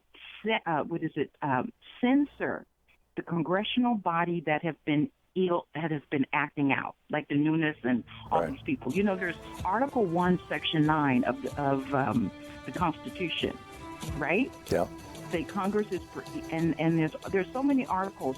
You can censor the congressional leaders, and we can recall them for not representing us. Wow. So there's a lot of options here, Laura. Thanks for a great list, and always good talking with you. Thank you so much for the call, and I hope you guys in Santa Rosa stay safe from the fires. We'll be back. You're listening to the Thom Hartmann Program. Call 202-808-9925. We'll be back after this break at the bottom of the hour with more of your thoughts on what do we do if Trump really, truly does go over the edge.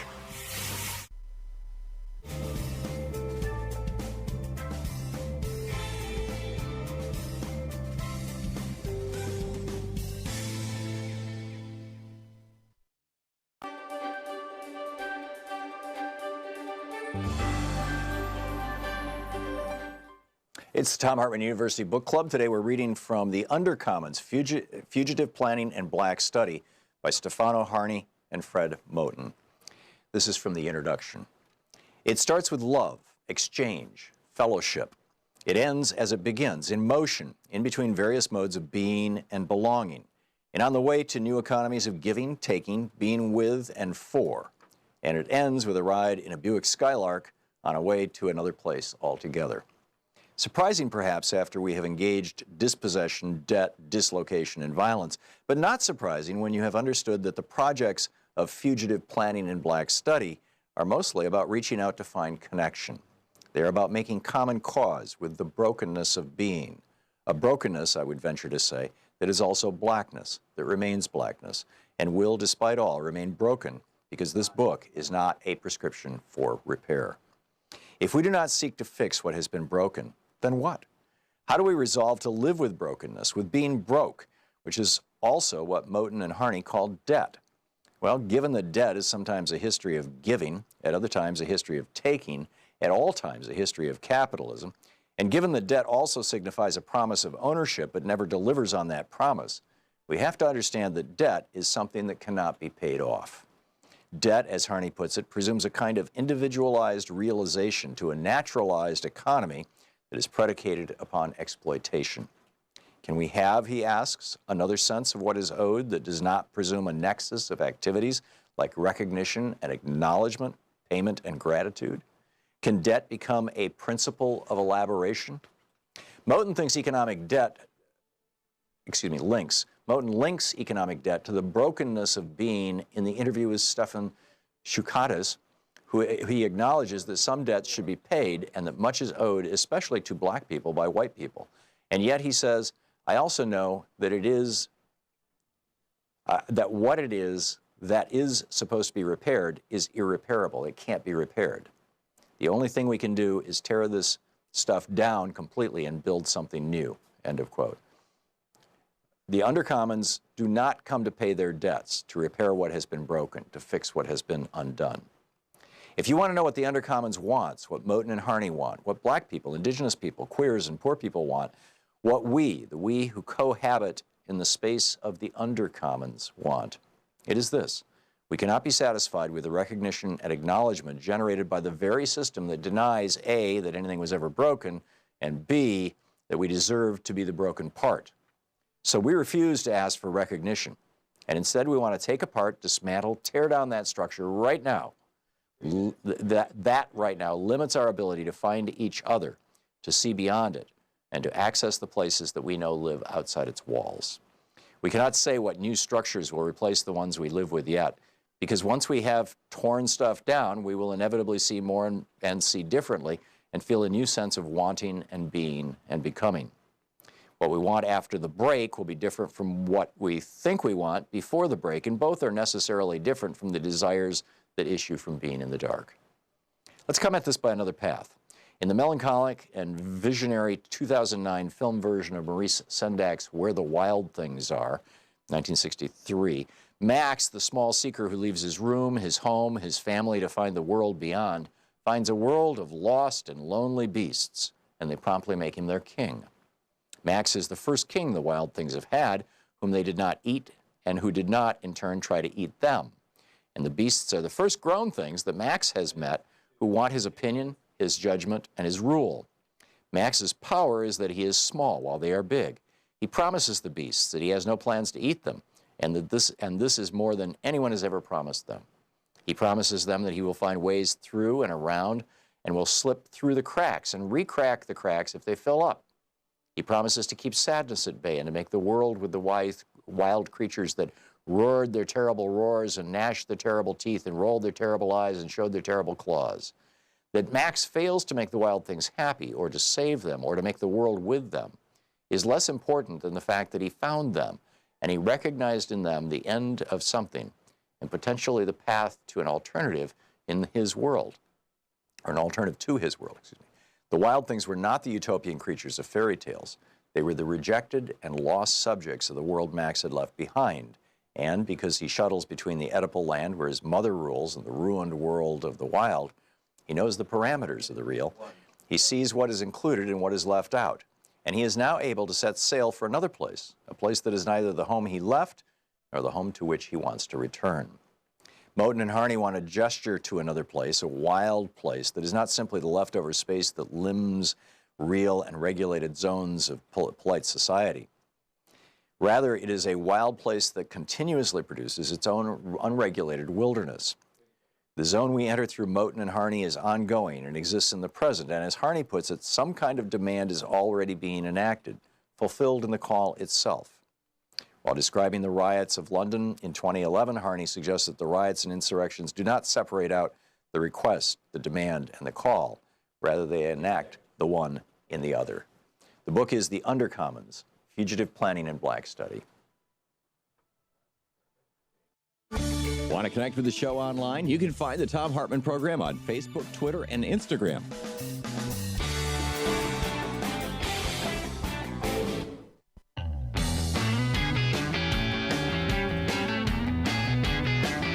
Welcome back. Rudy Giuliani was on, I believe, CNN and Fox this morning, and he's been making some very strange comments. He has, first of all, he is talking now about a meeting on July 7th, 2016.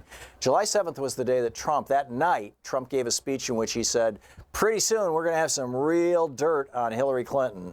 And I'm going to be holding a press conference in the next couple of weeks to reveal all this stuff to you. So Trump clearly thought he had Hillary in the crosshairs.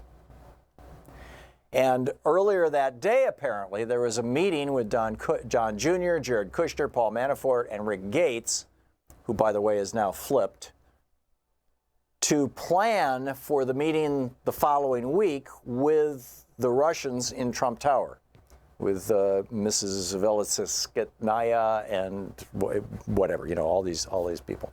This meeting that, and he's also saying Trump wasn't physically present at that Russian meeting in Trump Tower with Don Jr., leading a lot of people to speculate, well, what the hell does that mean? Does that mean he was there by speakerphone, which is a common thing for Don?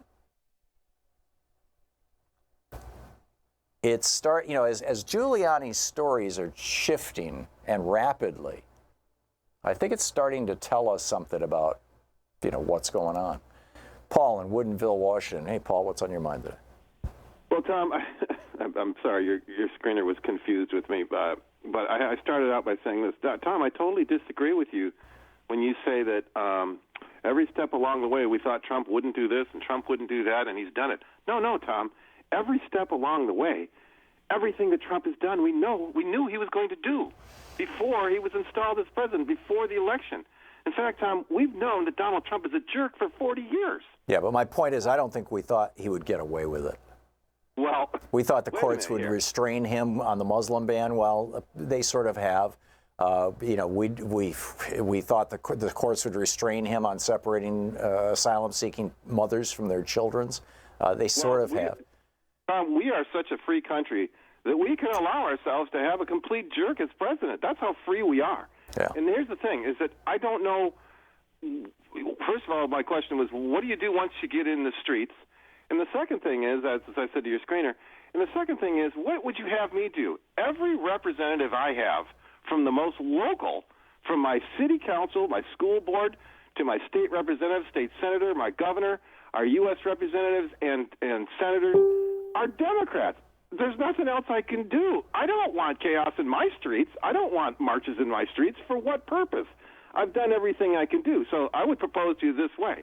If you want Donald Trump and Mike Pence out of office and potentially Neil Gorsuch and Kavanaugh, if you want them out, the shortest path of resistance at this point is to show up in November, because every other alternative between now and November, it would be either illegal, violent, out of procedure. The shortest procedure is to go to the polls in November and overwhelmingly take over the Congress and impeach these people. Yeah. Because as it is not right now, the process is still in place. Our process, our constitutional process, is still in place, and it is so flexible and is so free, so to speak, freedom and liberty, that this is the kind of thing that can happen. And that's why, responding to your guest a few minutes ago, Einstein.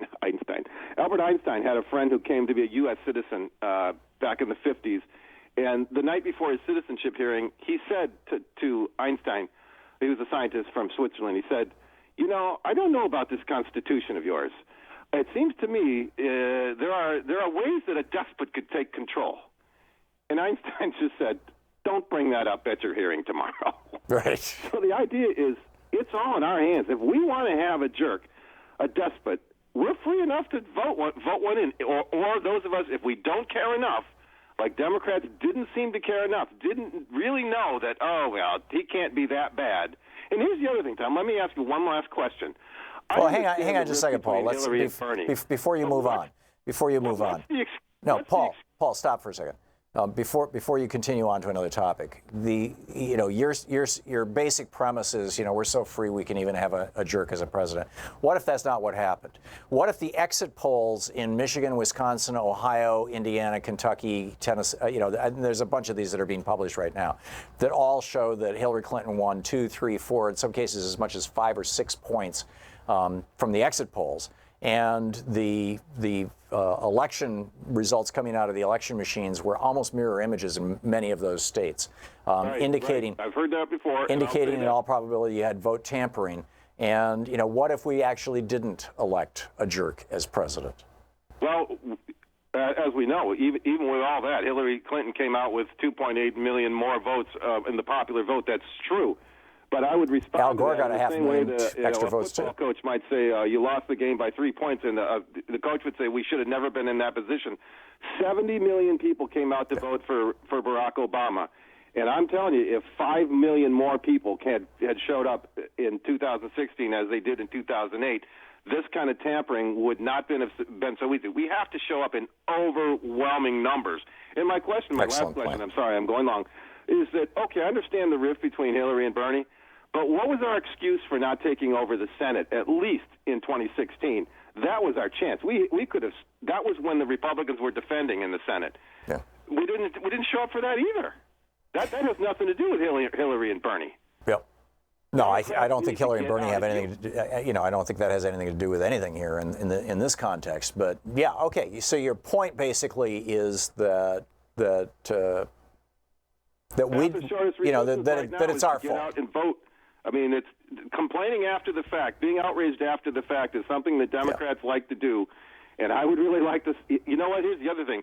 We could be taking advantage of the good news of the economy. Hillary Clinton as president and the Democrats could be using this to espouse our values and our policies instead of the Republicans saying, "Oh, look, our great policies or our tax cuts are what's making this economy roar." Yeah. No, Democrats could be taking that credit for that, and we miss that opportunity so often because we just don't show up in large enough numbers. And it's true that the board is tilted, so we do have to show up in large numbers because of the gerrymandering and all of the hanky-panky that's been going on with the voting suppression and the hacking. That's true. But we have to show up in bigger numbers. Yeah, I got it. And you're singing my song here, Paul. And I completely agree with you. Thank you for the call. Wayne in Chicago. Hey, Wayne, what's up? Hey, how you doing, Tom? Can you hear me? I can hear you just fine. Yes, what I want to say is the Democratic leadership is going to help Trump with this possible scenario that you laid out at the beginning of the show. Okay, Tom, exactly 3 weeks ago today, here's Chuck Schumer. We need to fight Brett Kavanaugh's nomination to the Supreme Court, or we're going to pay the price from the Democratic base. Okay? Now, here's today's headline. Schumer won't punish centrist Democrats who back Trump's South Carolina pick. Oh, my. Okay. Supreme Court pick, yeah. Scott. Now, three weeks ago, again, he said, I will oppose Judge Kavanaugh's nomination with everything I have. Okay? Now, you got Senator Joe Manchin, who's meeting with Kavanaugh today. You have Senator Donnelly from Indiana. He's meeting with him August 15th. Both of those guys and Ms. Heitkamp voted for Gorsuch. Both of those guys are voicing openness to vote for Kavanaugh. And let me say this to you, Tom. Now, you know about the cross-check already. Okay, it's mostly like minorities that they're coming after. If they seek Kavanaugh, they're coming after your vote, Tom, the regular white, progressive, liberal Democrat. They're coming after all of your votes. So all of you just get ready because they're coming after your vote next. Well, the only reason they're not coming after my vote right now is because as part of the larger white community, there's larger diversity in names. But to the extent that if I lived in a red state and was in a largely white, say Austin, Texas, right, a college town that's majority white in a red state, but it's a majority blue town, you're going to see, and it's not just Austin. You see this all over the country. In fact, in the last election, there were all these efforts to reduce the number of polling places near colleges or in college towns, specifically to suppress the the liberal white vote. So it's already happening, Wayne. It's just already happening. Yeah, it's just that they can't do it nationwide yet. Yeah, let me say this. If Chuck Schumer would do his job and stop throwing America under the bus, he should whip those 49 Democrats into line. They only need one or two Republicans because John McCain cannot show up because he's sick. Chuck Schumer is throwing America under the bus for the next 40, 50 years by not standing up for America. He's a problem even more than Trump. Well, he's definitely not showing, if assuming that everything that you just shared with us, Wayne, is true, and I've known you a long time, I believe you, then he's certainly not showing the strength that Mitch McConnell has shown on the Republican side. Right. And we need to be paying attention to that. Wayne, thanks a lot for the heads up. That's distressing. Thanks. We'll be back. We're going to check in with Talk Media News and find out what's going on in the world in a few minutes. This is a critical time. I feel like we're right near the edge of something, and we're probably not going to find out what that something is until after the election. You're listening to Thom Hartmann. Visit thomhartmann.com for audio and video archives. Back with more of the news of the day, your calls, and I believe we're going to talk to Juan Cole at the top of the next hour, aren't we? Yeah, Juan Cole will be with us at the top of the hour.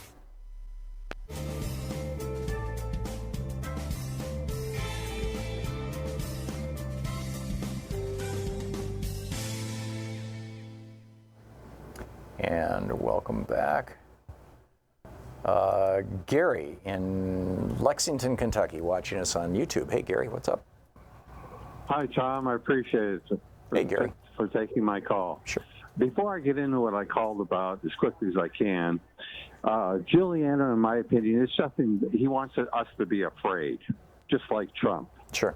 They think it's a scare, right? Yeah. Yeah, that's what it is. And this is precisely fits into why I called. And it's about Ed Muskie. We went through this before Watergate. We had the same situation, correct me if I'm wrong, the same analogy. And before I quickly go into what he said, if you get a chance and you write this down, look up the Muskie moment. The Muskie moment. Okay. A column by David Shribman. I want you to read that if you would, please. Sure. I think you will. But if I could just summarize the net on this, Gary, in 72, wasn't it? Ed Muskie was the one Democrat who Richard Nixon knew could beat him. And so in the primaries, he had to take out Ed Muskie. And my understanding is he sent Chuck Colson to New Hampshire and slipped some LSD into Muskie's coffee. And Muskie ended up standing on the flatbed of a truck, blithering and crying about his wife. And that was the end of Ed Muskie. The snow. Pardon? It was the snow. Where early was he? He was crying. Oh, and the snow was melting on his face, and it looked like he was crying. Okay. Right. That's what he said, yes. I didn't mean to interrupt you, but I think that's go for it. So back to you. Point. Thank you. So what he said was, and I'm sure you'll look this up because you're a man of history. You love history. The Muskie moment, and you'll see it. It was an appeal for a different kind of America debate, a different political tone, if you will.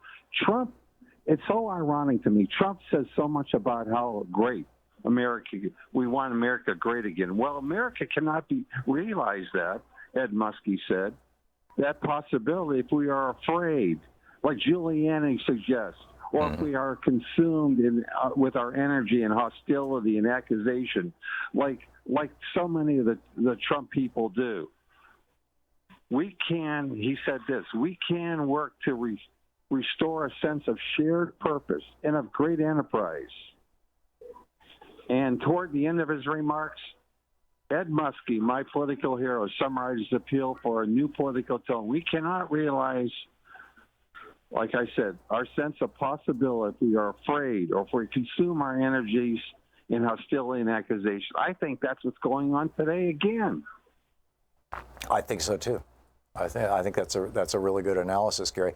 And the problem now is that if any politician was to stand up and say, "Hey, let's all just come together," sort of a modern day version of Rodney King's plaintive cry, they would be ridiculed. Mm-hmm. I mean, this is go to the mattresses time. This is war. This is right. This is why he is dangerous for America. He being who? Why. And it doesn't Trump? make me feel good. Doesn't make me feel good to say this. He's the only president I got. This is sad. Yeah. Thank you, That's Tom. true. I totally appreciate it. I hope you look up the Muskie moment. I'll do it. Thanks a lot, Gary. Great to hear from you, and thanks for watching us there in Lexington. We'll be back. It's coming up on 10 minutes before the hour. Bob Ney with Talk Media News will be with us in just a moment. Stick around.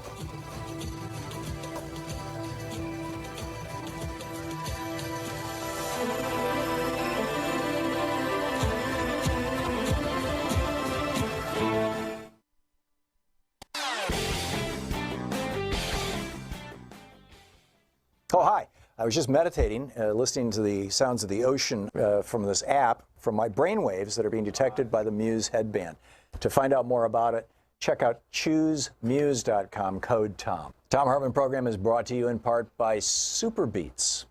More information is available over at tomsbeets.com, THOMSBEETS.com, or by calling 800-568-9889. The new X chair, it's the X3, is just such a big upgrade from even the old X chair, which I think was one of the very best chairs, if not the best chair, office chair on the market. Check it out at xchairtom, T-H-O-M, xchairtom.com. Cameron Hughes travels the world looking for the finest wines and then bottles them in this lot way so that you can save an enormous amount of money. Last night, Louise and I had the 2015 Cabernet Sauvignon from Napa Valley. It was extraordinary. You can learn more at chwine.com/Tom. Want to connect with the show online? You can find the Thom Hartmann Program on Facebook, Twitter, and Instagram.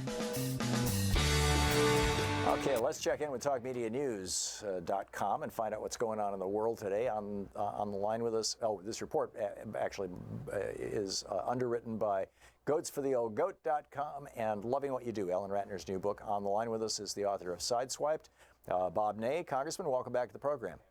Thank you, Tom. So what's at the top of your list of the big news of the day? Oh, but actually, before I ask you that, I want to ask you a quick question. I'm seeing this. I didn't catch this in real time. I'm having to read it on Twitter and news sources.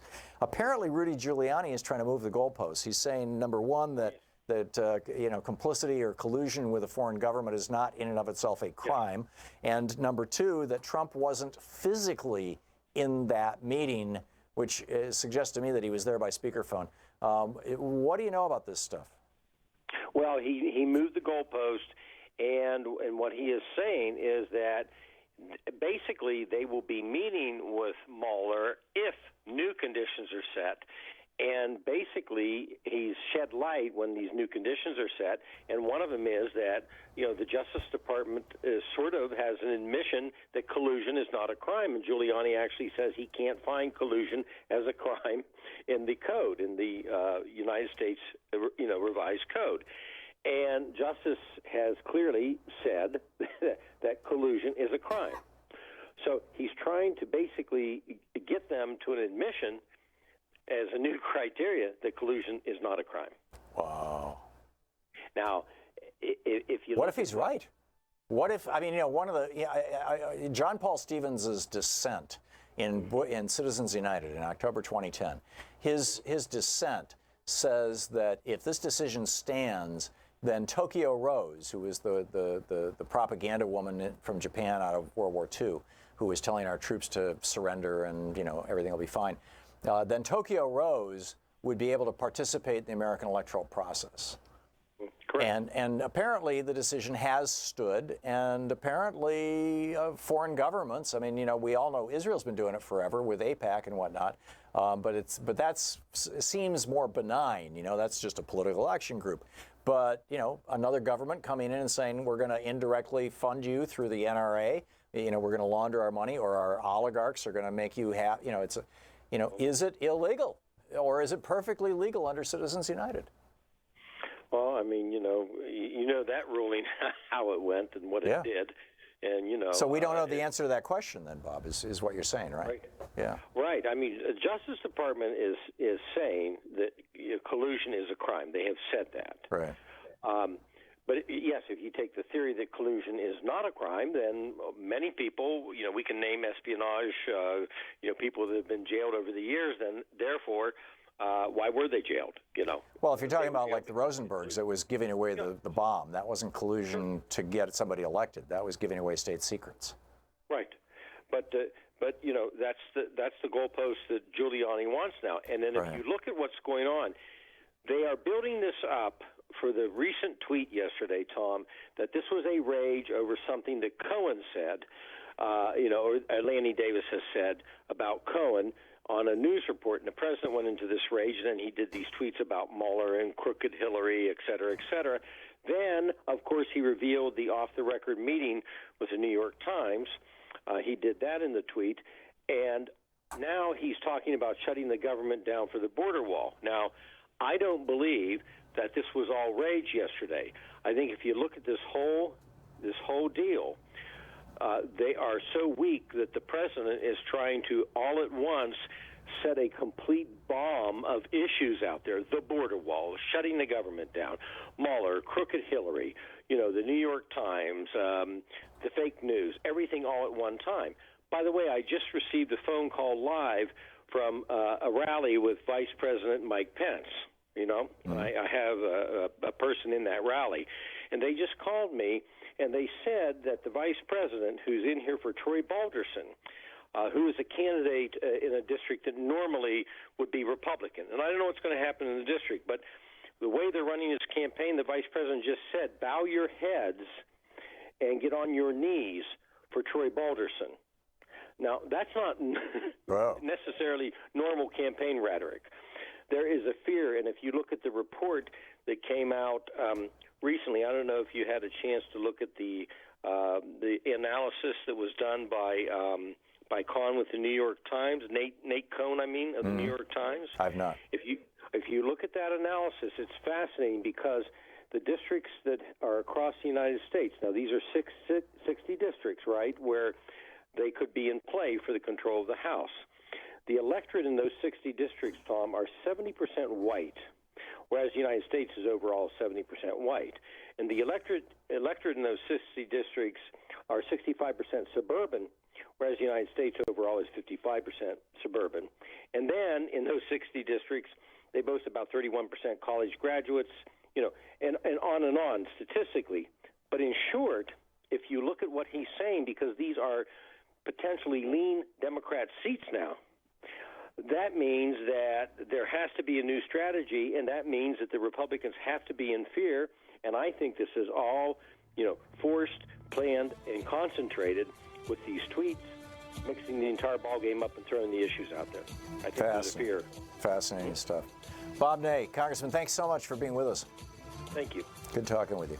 Bob Ney is also the author of Sideswiped, a remarkable book about how politics actually happens in Washington, D.C. from his own perspective. We'll be back. We're going to continue this conversation and dig into some of the more of the news of the day, the weather stuff, for example, I told you about, and Juan Cole. You're listening to Thom Hartmann.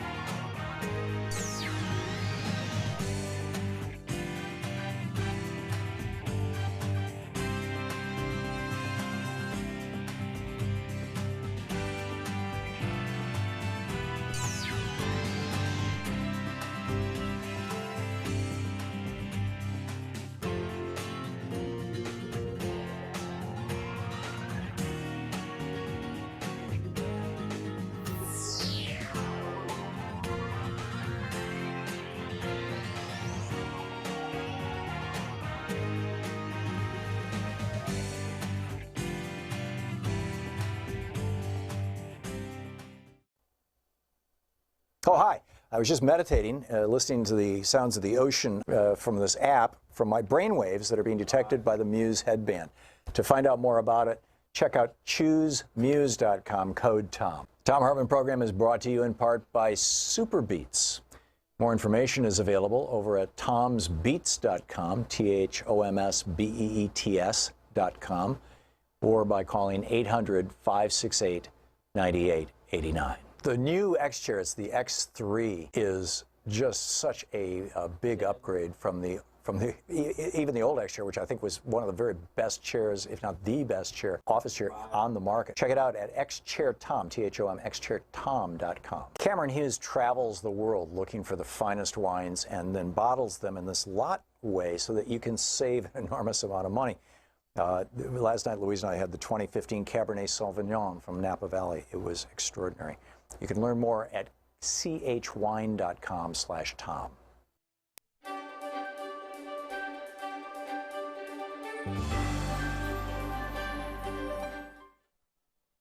It's the Thom Hartmann University Book Club. Today we're reading from Seize the Time, the story of the Black Panther Party and Huey P. Newton by Bobby Seale. This is from page 85, a subchapter titled Huey Backs the Pigs Down. And there are a few words in here that I'll be filling in, as it were.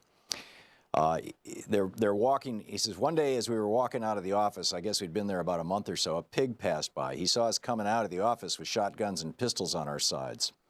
About 6 or 7 of us came out of the office there in the daytime, and we looked at the pig as he passed by, and he jumped on his radio because he saw us coming out of the office with these pieces and stuff. We had just finished field stripping weapons, learning about 00 buckshot, learning about the 9mm and the .45, and having a political education session. We had a .45 and a .357 Magnum in the group and a couple of M1s. We had 3 or 4 shotguns by then. We bought up guns like a son of a bitch then. The pig went down 2 blocks and turned around, came back up the other side of the street. They were building rapid transit, BART, right down from Grove Street there, and we went up the other side of the boulevard and came back. We readily assessed that the pigs were ready to see what the F was happening, that this pig had radioed in, and he was running it down, how he had, quote, seen some N-words come out of a place here with some guns and blop, blop, de bloop, etc., come out of this office with guns and stuff. He was radioing into other pigs to help get him. Huey had his father's car that day, and he goes through that whole thing. So anyhow, the police pull him over, and Huey got in the car, and the pig came up to the window. You have any driver's license? So Huey rolled the window down. That wasn't more than a 3 or 4 inch crack in the window. Huey handed his license out the window. Is this your true name, the pig said? And Huey said, yes, that's my true name, Huey P. Newton. Is this your true address, 841 47th Street? And Huey said, yep, that's my true address, 841 47th Street. And what are you doing with the guns? And Huey said, what are you doing with your gun? This particular pig decided he wasn't going to argue, so he went back and got his little writing pad there where they fill out S-word. Your true name is Huey P. Newton? Huey said, that's right. The pig wrote it down. Your true address is 841 47th Street? Huey said, that's right. The pig then looked at his license. What's your phone number? And Huey said, 5, and stopped and wouldn't say anything else. And the pig said, 5 what? And this is when all the S-word between the pig and the party and the pigs began. Huey said, the 5th Amendment. You ever heard of it? Don't you know about the constitutional right of a person not to testify against himself? 5, I don't have to give you anything but my identification, name, and address, so therefore I don't even want to talk to you. You can leave my car and leave me alone. I didn't even want to hear you. What do you mean, the pig said. And Huey said, just what I said. The constitutional right of any man is that he doesn't have to testify against himself. And Huey had a big M1 sitting to his right with his hand on it. I had this 9mm sitting beside me, and Huey had this M1 at his side. Huey was driving. 4 other brothers were in the back seat. One of them was Bobby Hutton. They were being quiet because Huey told him to be quiet, and the pig is going crazy. He's by himself, and Huey's got all these black N-words in the car going for the MFer. Meanwhile, while the pig is trying to get bad, 3 cars drove up behind us and 1 in the front. Some more were in the driveway. Blop, blop, blop, de blue.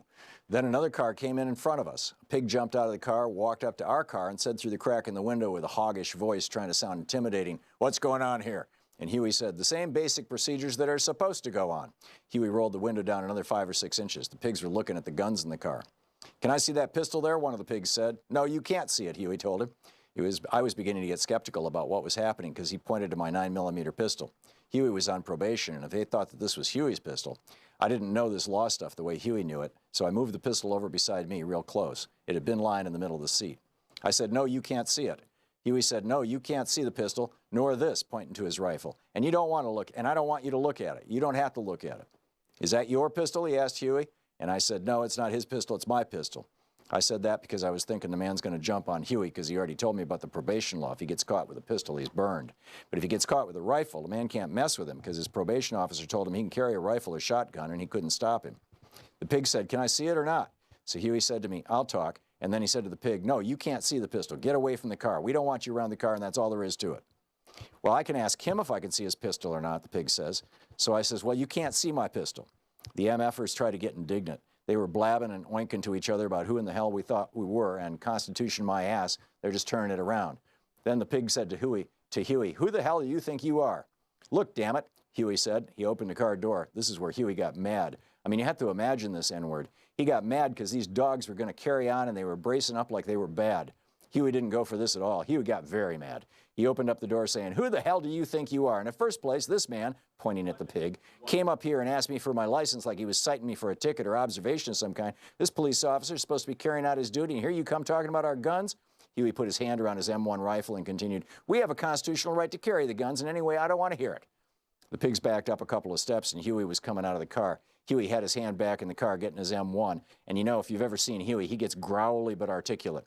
He came out of the car with his M1. Huey knows this law so well that he wouldn't have had the one M1 loaded inside the car. So he came out of the car, he dropped around into the chamber right away. Clack, clop. "Who do you think you all are anyway?" Huey said to the pigs. And the pigs were all on the sidewalk harassing all the brothers and sisters who gathered around. "You move on down the street," said the pig. Huey started interrupting. "You don't have to move down the street. Don't go anywhere. These pigs can't keep you from observing. You have a right to observe an officer carrying out his duty." And these pigs, they listened to all this S-word, and it goes on from there. It's a great story. Seize the Time by Bobby Seale. Want to connect with the show online? You can find the Thom Hartmann Program on Facebook, Twitter, and Instagram.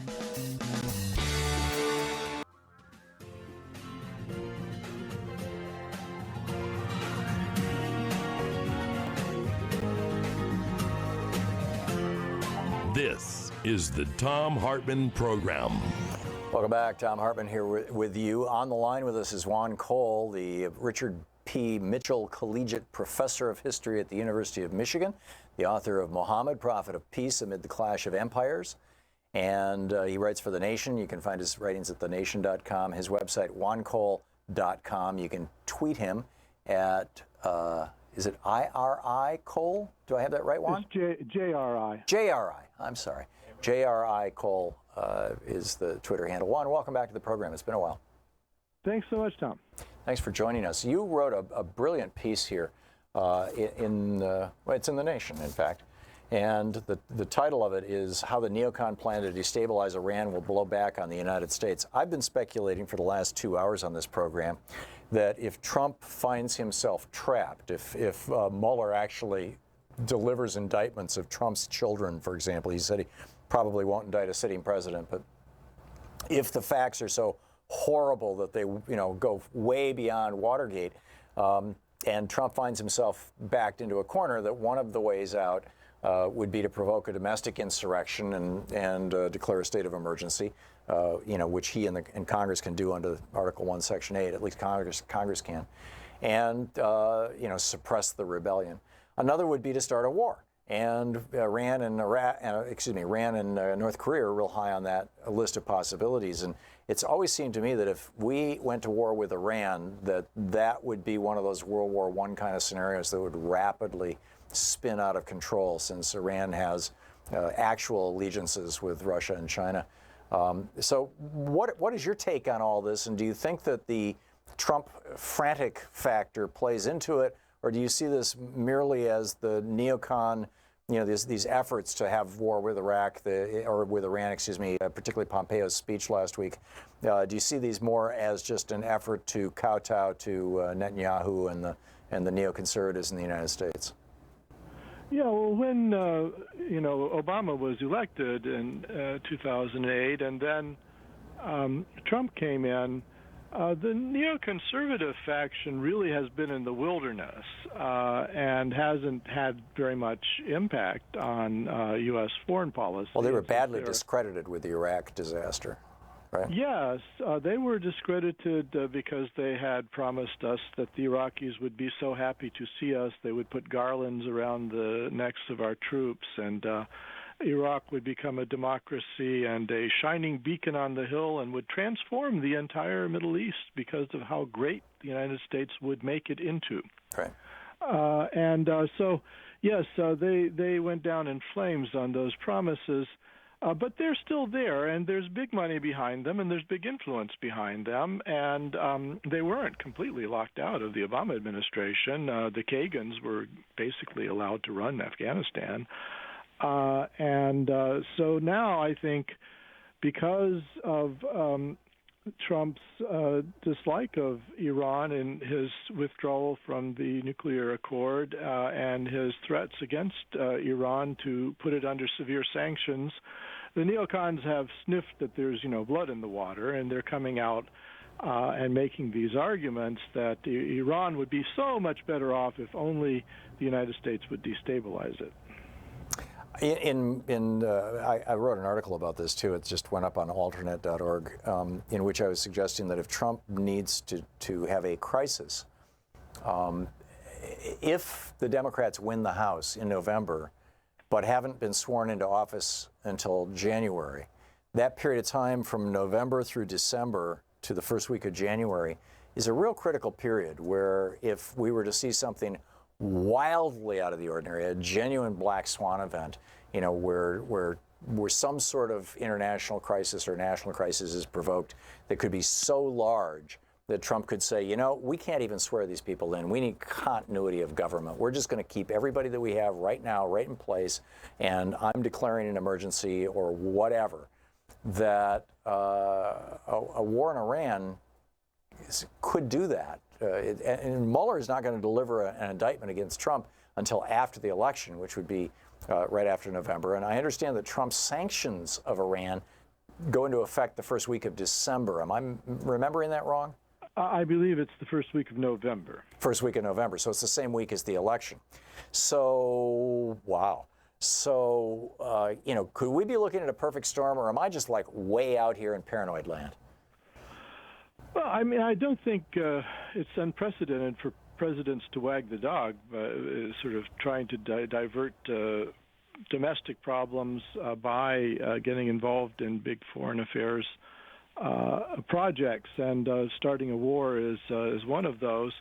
Trump used to regularly accuse Obama of planning to start a war with Iran. Yes. Every time his opinion polls dropped, and so it's something that's obviously on his mind. Yes. And I think, when George W. Bush met with the then Spanish Prime Minister or president before the start of the Iraq War, a transcript got leaked of their discussions, and as I remember it, one of the things they discussed was possibly taunting Iraq with a UN overflight, trying to get it to shoot it down, and so to be a pretext for then invading. Right. So one of the things that may happen is that out there in the Gulf, where the Fifth Fleet is stationed, there could be U.S. Behind-the-scenes provocations in hopes that Iran will take the bait. And, of course, the Iranians talk big and are very proud people, and it's not entirely impossible that Trump could get their goat. Mm-hmm. Yeah. How do you see this playing out if Trump gets his war with Iran? Oh, well, of course, it's a huge disaster for everybody. The estimates are that if you count the health care that has to be provided to the wounded veterans, of whom there were tens of thousands, along with all of the other investments made in Iraq, and indeed we had, the United States had to send back in 6,000 troops because of the rise of ISIL, which wouldn't have happened if the U.S. hadn't overthrown the Iraqi government. You're talking on the order of $6 trillion, and Iran is 3 times more populous and 3 times as large geographically as Iraq. And massively more wealthy, far more than 3 times more wealthy. Massively, yeah, of course. They have a much bigger GDP. Well, and moreover, a war with Iran would disrupt potentially oil deliveries, which would raise the cost of petroleum very high, and that would be an additional massive cost for industrialized countries. So, I mean, the economic impact alone on the United States one doesn't want to use hyperbole, but it could be in the medium term crippling. I mean, it could demote the United States from its position as the premier economic and political power in the world. So it could provoke the next Great Depression, basically. But sure. But my biggest concern is that it play out the way World War I did. Where one country attacking another country causes that country to reach out to its allies with whom it has mutual defense treaties. In this case, Iran would reach out to Russia and say, we've been attacked by the United States. You've got a deal that you'll protect us.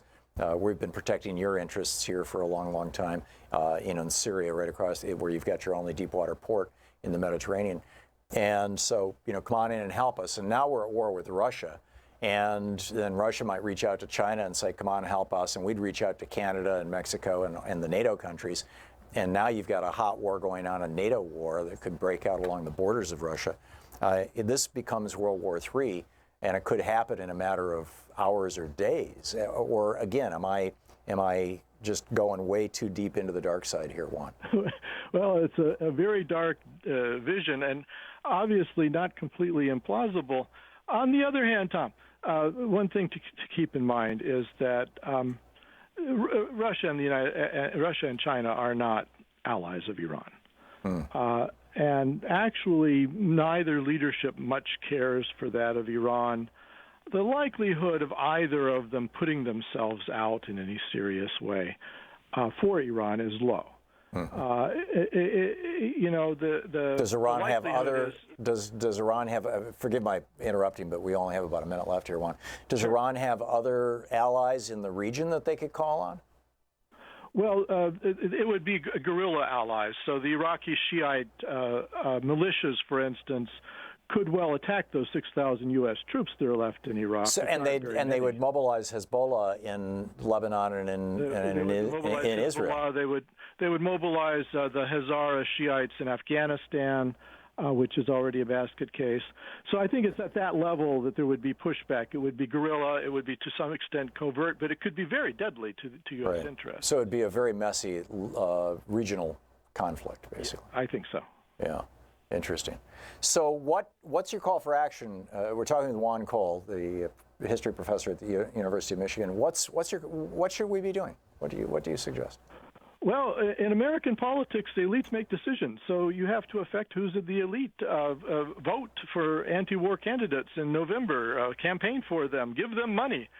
Get out and organize anti-war protests. People, in the United States, I think the people have enormous power, and they very seldom exercise it, and I'm just puzzled as to why that is. A third of the voters are likely to vote in November. So who are those voters that will vote? Or the rich, old, cranky white people who want war? You have to offset them. Yeah, so we all need to show up. We need to get out there. We need to get active. We need to be mobilizing. We need to be planning. We need to make sure everybody we know is registered to vote. And we need to make sure, and we need to double check and make sure that we haven't been purged off the voting rolls by this massive nationwide Republican program now to throw people off the voting rolls. Whew. A lot of work. Professor Juan Cole, thanks so much for being with us, Professor. Thanks for having me, Tom. Great talking with you. We'll be back. This is the Thom Hartmann Program. We'll be back with more of the news of the day and your calls right after this.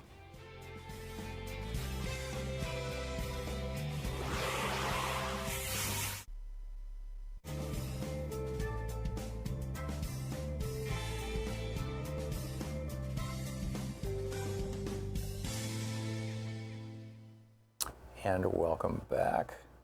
Zach in Hollywood, California. Hey, Zach, thanks for watching Free Speech. What's on your mind? Morning, Tom. Tell me what you think about this perspective. I think it's just as much about global positioning and Trump getting out of debt.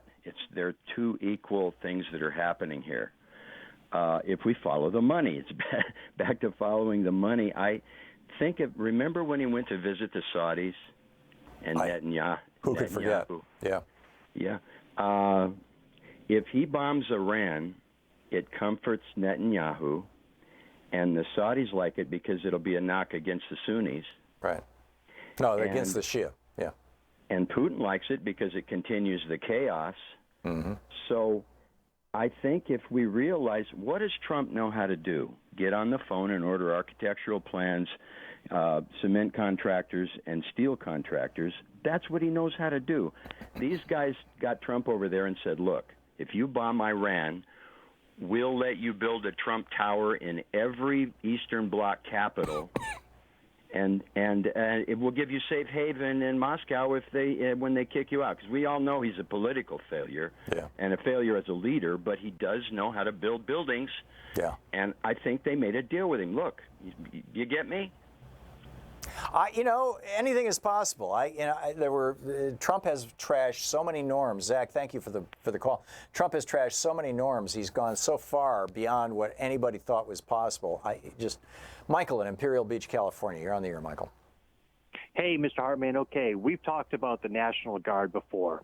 I was wondering your thoughts on if Trump, the draft dodger, orders the National Guard and/or military to impose martial law on the people of America, and the National Guard and/or military refuse his orders. What would be the legal implications upon the National Guard and/or military, and could Trump court-martial the entire military and National Guard? What do you think? I don't know the answer to the question, Michael, but when we all hypothesize that if Trump orders the National Guard out to, or even just, large, hundreds or thousands of police to do crowd control, essentially, during a time of mass protest, I would refer you to Kent State and to, with regard to the National Guard, and to, with regard to police departments, to what the Washington, D.C. police did with the protesters the day of the inauguration. Okay, well, one last question. If you had to guess, what percentage of the military would say, no, we're not going to follow that order, Mr. Trump? Not enough to create the threshold necessary to shift the behavior of the entire military. I think you might be looking at 5%. Maybe 10 or 15% at the most, but I think it's going to be a very, very, very small minority, and I think they will be quickly court-martialed and purged out of the military. This is the problem with an all-volunteer military, is you tend to get groupthink. It's one of the reasons why it's so important to have a draft, so that there's diversity in your military, diversity of opinion, not just race or socioeconomic class, but opinion. And we don't have that right now. So I'm very concerned about it. Michael, thanks for the call. It's 22 minutes past the hour. We'll be back with more of your calls right after this. Stick with it.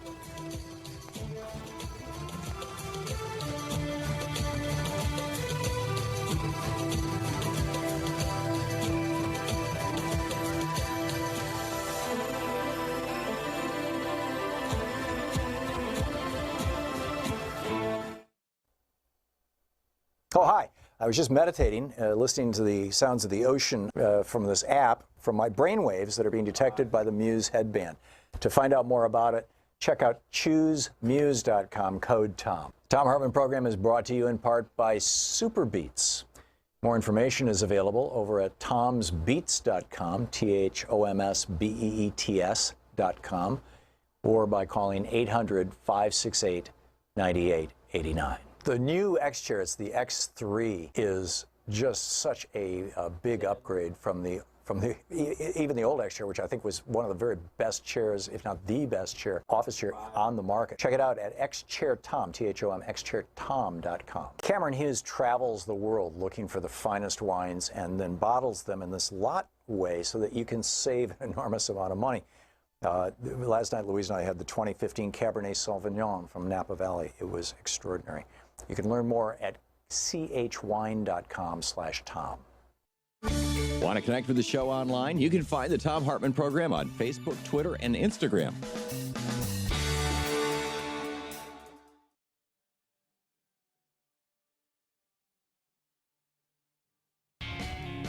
Welcome back. Thom Hartmann here with you, and Rudy in Atlanta, Georgia. Hey, Rudy, thanks for listening to Sirius XM. What's on your mind? Hey, Tom. Thanks for taking my call. It doesn't matter what Trump does. I'm going to tell you, I think what white America is going to have to experience is what they've dished out. And I don't think that it's going to matter. I think it's going to be a social suicide. I think what's going to happen is going to be social suicide. White America is going to have to go through social suicide in order for them to wake up. And it's going to come by way of the world, then it's going to come into America. Because if something jumps off, God forbid, but if something jumps off, they're going to sit back and say, well, white America allowed this to happen. I mean, look at where we are now. Who would have ever thought that this guy can get away with what he's doing? And sometimes, in order for you to understand what someone else is going through, you have to walk in their shoes. And that's the only way I really feel like white America is going to wake up, is when people start looking at them like they have a booger in their nose. That's just the only way that you're going to understand something. Well, I think that you're not going to understand until it happens to you.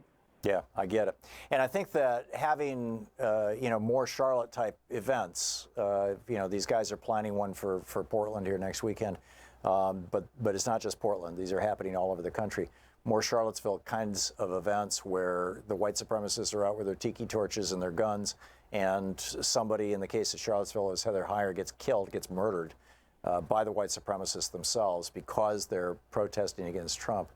I don't know if that's going to be what it takes to wake up white people in this country or not, but I would think so. I mean, let's look at it like this. Initially, we won't feel it. But as time goes on, 5-10 years from now, when these millennials grows up and to be in their 30s and 40s, you might see it. Yeah. I don't think you and I would probably see it. I mean, I'm a little younger than you, but I guess what I'm saying is, Tom, things for 500 years, the perspective in this country has always been from a white man. Yeah. And he's not going to understand something until he's put in the position that he's put other people in. Now, only thing I'm saying is, if something jumps off and some people get hurt or killed, they're going to look back and be like, hey, white America allowed this to happen. We had a black president in that tried to get things together, bring people together. A white guy got in there, and there was this incredible backlash, and here we are. I'm just saying, as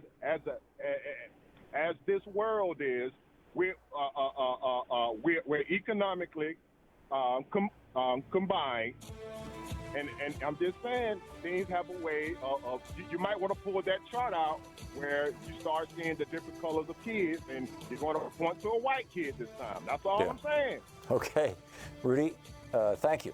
Thank you. It's a thought-provoking time. It's a thought-provoking moment. The article that I shared with you in the first hour, by the way, is up over at alternet.org right now. You can check it out.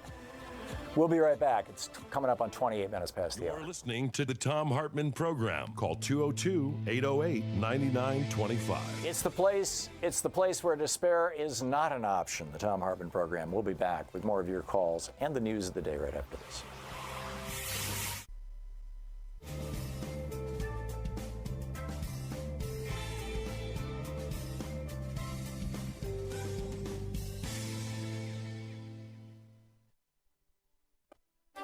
Welcome to the Thom Hartmann.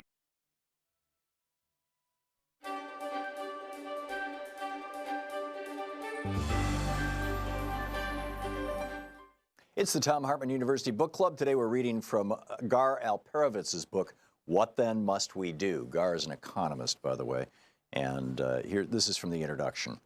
I borrowed my title, What Then Must We Do, from Tolstoy and the profoundly disturbing 1886 book that he wrote once he began to dig below the surface of what was happening in late 19th century Russia, a time when the system was in decay, the aristocracy enjoyed extraordinary luxury, and the peasants endured lives of hunger and pain.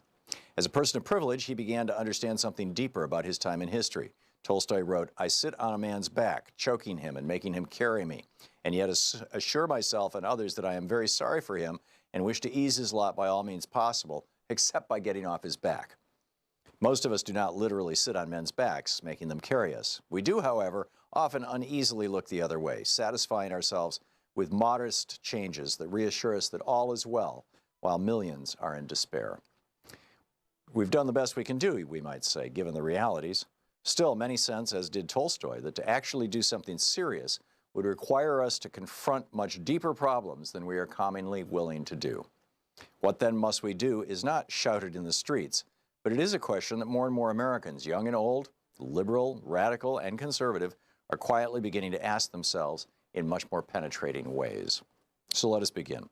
My starting point is the obvious fact that despite its great wealth, the United States faces today enormous difficulties, with no easily discernible political answers that even begin to offer strategic handholds on a truly democratic future. Elections occur and major fiscal debates ensue, but many of the most pressing problems facing ordinary citizens are only marginally affected, and in many cases in ways that increase burdens, not reduce them. The issue is not simply that our situation is worrisome, however. It is that there are growing reasons to believe that we in fact face systemic problems, not simply political ones. Systemic problems in the fundamental, not the superficial sense. In the pages ahead, I will suggest that our nation's truly critical problems are built into the very structure of the economic and political system. They are not something passing in the night that will go away even when we elect forward-looking thinkers and actively pressure them to move in a different direction. I won't load you down with statistics at this point. A couple of obvious reminders, however. Not only has the economy been stagnating for a long time, but for the average person and the average family, things have been bad for a very long time. Real wages for 80% of Americans' workers, for example, have not gone up more than a trivial amount for the last 3 decades. At the same time, income for the top 1% has jumped from nearly 10% of all income to roughly 20% of all income. Put another way, virtually all of the gains of the entire economic system have gone to the tiny, tiny group at the top for at least 3 decades. Worth pausing to think about that one. What's going on when virtually all the gains for the entire economic system go to the top? I'm not interested here in criticizing those at the top. The question is, we can do that later, the question is, what is going on with the system when this kind of thing happens and continues to happen in an ongoing way, year after year, decade after decade? Another reminder, almost 50 million Americans live in officially defined poverty. The rate is higher, not lower, than in the late 1960s, another disturbing trend marker. Moreover, if we use the measuring standard common throughout the advanced world, which considers the poverty level to be half the median income level, the number would be just under 70 million, and the rate would be almost 23% of all Americans living in poverty. That is to say nothing of steady increases in global warming and an unemployment rate that, if properly measured, is stuck in the range of roughly 15%. At the most superficial level, Washington, as the saying goes, is broken. Give or take an occasional gain in selected areas, the political system is simply incapable of dealing with the deeper challenges. It focuses on deficits, not answers. Long trends that don't change are a clear signal that it's not simply the modern period of partisan bickering and congressional stalemate that is causing the problems. The trends are moving steadily downward. We're moving steadily downward long before the Tea Party and the recent partisan foolishness, long before the Citizens United Supreme Court decision allowed corporations to put big money directly into politics, and long before many events that have heralded as tipping points one kind or another. Nor are people stupid. More and more have a sense that something different is going on, both with the economy and more fundamentally with democracy itself. A few more bits of information just as reminders again of something that we're all beginning to see. A mid-2011 poll found that roughly 80% of Americans believe their congressional representatives to be, quote, more interested in serving the needs of special interest groups than the people they represent, end quote. Another poll found that almost 4 out of 5 believe a few rich people in corporations have far too much power. And only 37% of Americans, much more than a third of the population, have confidence in the most solemn and august of American institutions, the Supreme Court. I'm going to dig much, much deeper into all of this, of course, but for now, let's leave it at this. When critical, long trends do not improve, when they steadily get worse year in and year out, it is clear that we face deeply rooted systemic problems, not simply political problems in the usual sense of the term. Moreover, as these polls suggest, people increasingly understand that something is really wrong. The question is, how do we deal with a systemic crisis, something built into the way the political economy works, rather than just a simple political or economic crisis? Garo Parvitz, what then must we do? Want to connect with the show online? You can find the Thom Hartmann Program on Facebook, Twitter, and Instagram. Hartmann here with you, and Robin in Kingston, Washington. Hey, Robin, what's on your mind today? Tom, just talking about the possible reaction should things go against Trump's way and his power to conduct things. First, I want to inform you, me, and Mike Moore were the only ones who thought he was going to be elected. I called in summer 2016, so I'm kind of I feel I'm prescient in some of these things. I'm a practicing peace activist. I'm in the street at least once a week all around the Puget Sound. And I also, ironically, was part of the National Air Defense System as an air traffic controller up in Nashua Center, Nashua, New Hampshire, at the Boston Air Traffic Control Center. So I have a pretty good feel for the military, and as it turns out, I have military friends out here with whom I speak openly, and they have been seated at round tables with the likes of Cheney and Rumsfeld and Colin Powell and others. And we have some very nice debates about what a president can and cannot do. And I'm going to stand very firmly on the belief that all officers in the military and even the police take an oath to protect the Constitution, and not a party, not a president, not a person. So I'm going to somewhat disagree with you that the percentage of soldiers, if called upon to turn their guns against the citizenry, is going to be well higher than 5%. But that's not my point.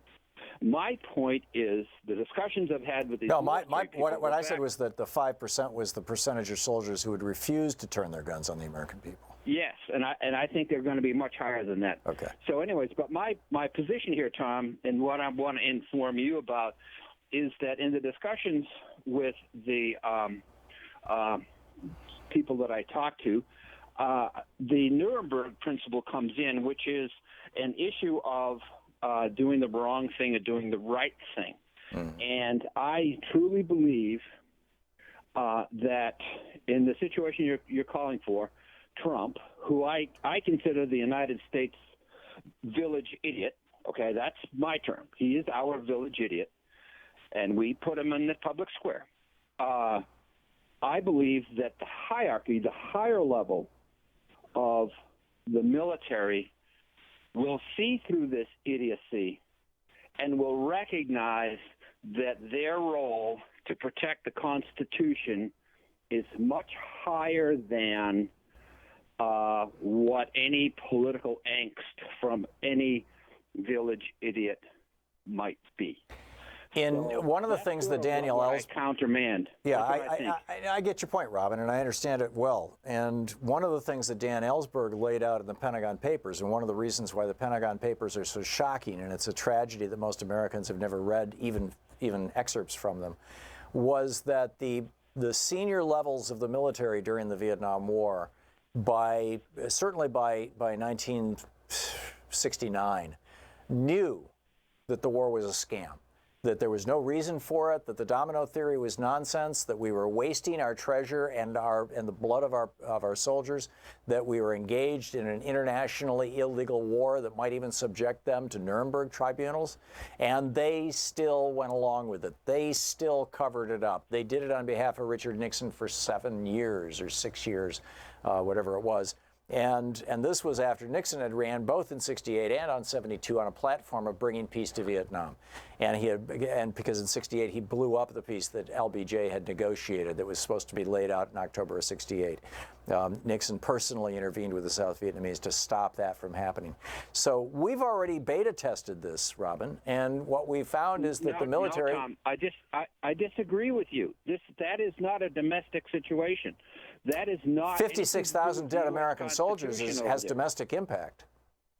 Vietnam is not under our U.S. Constitution. In order for the military to follow the village idiot, okay, they are going to have to make a decision as to what their oath means. You mean on U.S. soil, like they did at Kent State? Was to follow orders of their commanders, which they did. And the Pentagon is definitely self-interested in a foreign war. It increases their regime. Right, their budget This is and their power. This is a completely different subject, Tom. Okay. Completely different. This is domestic. So the bottom line, Robin, I want to get some other callers in here. The bottom line is that you think that the senior levels of the military will stand up to Trump if he tries to basically become president for life or anything even way short of that. Yes, that is my bottom line. Okay. It's the same reasoning. I don't think that the military will allow us into a nuclear war, because if that happens, their entire regime is over. Yeah, okay. Thank you, Robin, for your thoughts. And hopefully you're right. RJ in Greenville, Michigan. Hey, RJ, what's up? Hi, Tom. Nice to talk to you again. Well, thank you for listening to us on 1680 AM there. What's up? Well, I'd just like to say I disagree with a few of your callers that said, voting is enough. I believe voting isn't enough. And I think we need to make the threat to our vote and our democracy a patriotic issue. And we need to write a voter Bill of Rights, and we need to start passing it in every state.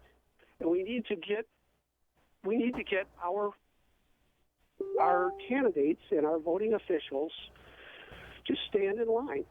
We need to, if we did this, it can do two things. It basically, first, it can unite everyone into a just and patriotic cause, okay? Something that people can believe in and stand by and fight for. Second, it's in every state that a ballot passes and they enact voting regulations, things like, eliminating money in politics, restoring voting rights.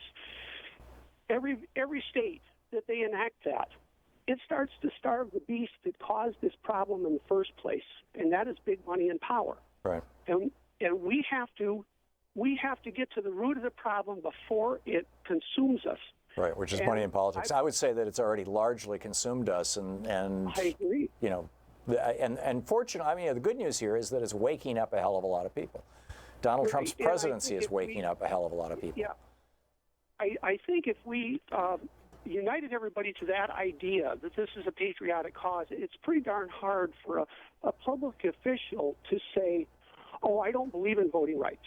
I don't believe in democracy, because too many people can stand up and say, what, aren't you a good American? Don't you believe in democracy? Yeah. It gives people a platform to fight for. And I think that's what our side really needs. We're like a whole bunch of little tribes, all trying to get our little piece, instead of understanding that the whole piece is going to be lost if we don't all unite together. The old saying goes, united we stand, divided we fall. And we will surely fall if we don't all get together. Right. Yeah. It's what Ben Franklin said. If we don't hang together, we will surely hang separately. RJ, well said. Thank you very much for the call. Rusty in Waco, Texas. Hey, Rusty, what's up? Hey, Tom. How's it going? Good. Long time I hadn't talked to you. What's on your mind? Hey, I was listening to you. I've heard it a couple of times where you talk about Huey P. Newton and when he was stopped by the police and he had firearms in the car. Mm-hmm. And I just wanted to ask you, it seems to me like you got a little bit of cognitive dissonance going on. I wanted you to just kind of flip it around in your mind and think that if it was some Bundy people that had been stopped with guns in their car. And, you seem to be so positive about Huey having them and everything. I don't understand where you're coming from. Okay. There's no law against Bundy people having guns in their car, and at the time there was no law against Huey having guns in their car. Are you trying to say that you're upset or offended, Rusty, because you believe that I'm enthusiastic about black people having guns, but not enthusiastic about white people having guns? You believe that that's my position? I'm not saying I'm upset. I'm just saying that Okay. That's not my position. First of all, and it's what the law is. And at the time, the law was in California that anybody could have a gun in their car, and Huey Newton pushed that law. And he pushed it in a way that caused the white male power structure of California, led by Ronald Reagan, to freak out and pass a law banning guns, not just for black people, but for white people too. And I think that that's an interesting and important part of our history, and it's certainly an interesting and important part of black history in the United States. But Rudy, I think you'll find much safer to just go back to watching Fox News. Bob in Thousand Oaks, California. Hey, Bob, what's on your mind? Hello, Tom. Hey, Tom. Hey, Bob. What's up? I wanted to point something out, Tom, and all these discussions on Trump and how he's abusing his authority. And can you hear me? Yeah, just fine. Okay. Actually, when you look at what the office of the presidency itself, I think Trump is exactly what the founding fathers had in mind, because they took a lot of what is in our Constitution out of the old Roman Constitution, the Roman Republic. And in that Constitution was an office called the office of the dictator, which was left vacant except when Rome was in trouble. And then they would elect someone like Cincinnatus, one of our cities is named after, to come in, take over all the government departments, appoint all the necessary people. He had veto power over the Congress, and he was commander-in-chief of the military. Now, does that begin to sound familiar? Well, it sounds like the direction we're going. And Yeah. Bob, thanks for your contribution to the conversation. I don't know enough about the Roman form of government to be able to intelligently discuss it with you. So I'm going to have to do some homework before we can continue that conversation. Donna in Phoenix, Arizona. Hey, Donna, you're an optimist? Hi, Tom. Good morning. Hey, I've been listening, and I have your fears. I actually, after the election, I wrote down my predictions for 2018, and I will open that envelope on September 1st to see how things look. But I think if he starts a war with Iran, for example, that is going to crash our economy, jack up the price of gasoline because of oil imports and all that stuff. And I think the moneyed elite, as they watch the economy start to crash and everything like that, they'll pull the plug on him. I mean, it came out in the news today that the Koch brothers are supporting Democrats this time around. Well, not really. There's not, to the best of my knowledge, there's not a single Democrat. What Charles Koch said yesterday, or the day before yesterday, was that we have identified ourselves with the party label of the Republicans, and we shouldn't. We should simply say anybody who shares our goals and values, we will work with. So if you're a Democrat and you are willing to sell out to a large corporation or a billionaire, and you're willing to claim that climate change doesn't actually exist, and that fossil fuels are wonderful things, and that we need more pollution and more poison in the world, then Charles Koch will give you money. And and there's probably some Democrats like that out there. But I think he was basically trolling the Democratic Party. He was kind of making fun of the so-called centrist Democrats or the conservative Democrats or whatever. But I do think that you're right, Donna, broadly speaking. I mean, just, setting aside Charles Koch's comment, I do think you're right that if things start going down bad, Trump is going to discover that his peer group, his fellow billionaires, are not going to be in his corner the way that they have been up to this point. Because really all they were in it for was the tax cut. They don't want a war along with that. Donna, thank you for the call. War might actually cause their taxes to go back up. You're listening to Thom Hartmann. Visit ThomHartmann.com for audio and video archives. I mean, World War I, 90% taxes. World War II, 91% top income tax rate. I'm not sure they're all that happy about that.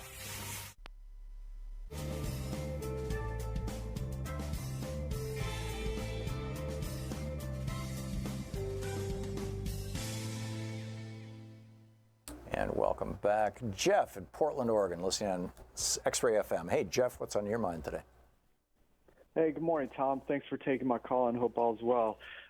What I'd like to say today is, in my humble opinion, we need to begin all our discussions and strategizing, recognizing that whatever our so-called president tries to do, he'll be fully supported by every single Republican member of Congress. As you often point out about big-time corporate CEOs, the Republican members of Congress in the McConnell-Ryan era have proven themselves time after time to be nothing but well-trained, highly paid sociopaths, perfectly willing to transfer all the power and wealth from the people and democratic institutions over the oligarchs and multinational corporations. War and peace, life and death, people in pain, it's nothing but a game to these guys, Tom. And so we need to be clear-eyed and have steel in our spines, knowing they have been doing everything in their power to strip us of the fundamental pillars of a democracy, the right to vote, and have our votes counted in a transparent and reliable way. So, Tom, as I see it, our challenge and goals are to expand and mobilize the electorate from the grassroots up. And as Alexandra Ocasio-Cortez recently said, we cannot rest until every working American has a living wage job and can lead a life of dignity. Yes. So, in other words, we have a lot of work to do don't you think, Tom? I think there's tremendous opportunity here, and I think that, here I am talking about Donald Trump doing unthinkable things. Well, he's done a whole series of unthinkable things up to this point. I'm just extending the logic of, okay, if this pushes out to here. I think that that conversation is not only a good and important one, but is also a useful one, because it causes people to think, wow, it really could get that bad. It's therefore twice as important that I get active. People typically are motivated both by moving toward pleasure and moving away from pain. And some of us want to not involve the moving away from pain part of that conversation. Oh, don't be so negative, that kind of stuff. And on the other hand, some people don't want to include the moving toward pleasure stuff. Oh, don't talk about a country where everybody is happy and everybody has a job. That we got to fight the dragon. I think you have to do all of the above. I think that any well-formed motivation strategy, any well-formed issue, and Jeff, thank you for your call, has to involve both those things. Let's see here. Trish in Quarryville, Pennsylvania. Hey, Trish, what's up? Good afternoon, Tom. Thank you for all your learned expressions and for being positive all the time. Except today. Yeah. Trish, we just have a minute. So. Okay. Well, thank you for also talking about the Native Americans and what happened to them, because I'm part Native American. Mm-hmm. The other thing is, please, when you do this negative thing, please have some positivity, because I'm afraid you're going to scare voters away, because they figure if I vote and it doesn't count, then this is what's going to happen, so why should I bother to vote? Well, this is the sales pitch that the Democratic politicians gave me and Randy Rhodes and a few other people back in the early 2000s when they said that, we're seeing all these anomalies with the voting machines, but let's not talk about it because it'll cause people to be afraid to vote. And here we are 14 years later, I think, as I recall, and we still have voting machines that are producing bad results. So I think that telling people the truth, saying letting them know that there isn't a Santa Claus, is actually a useful thing to do.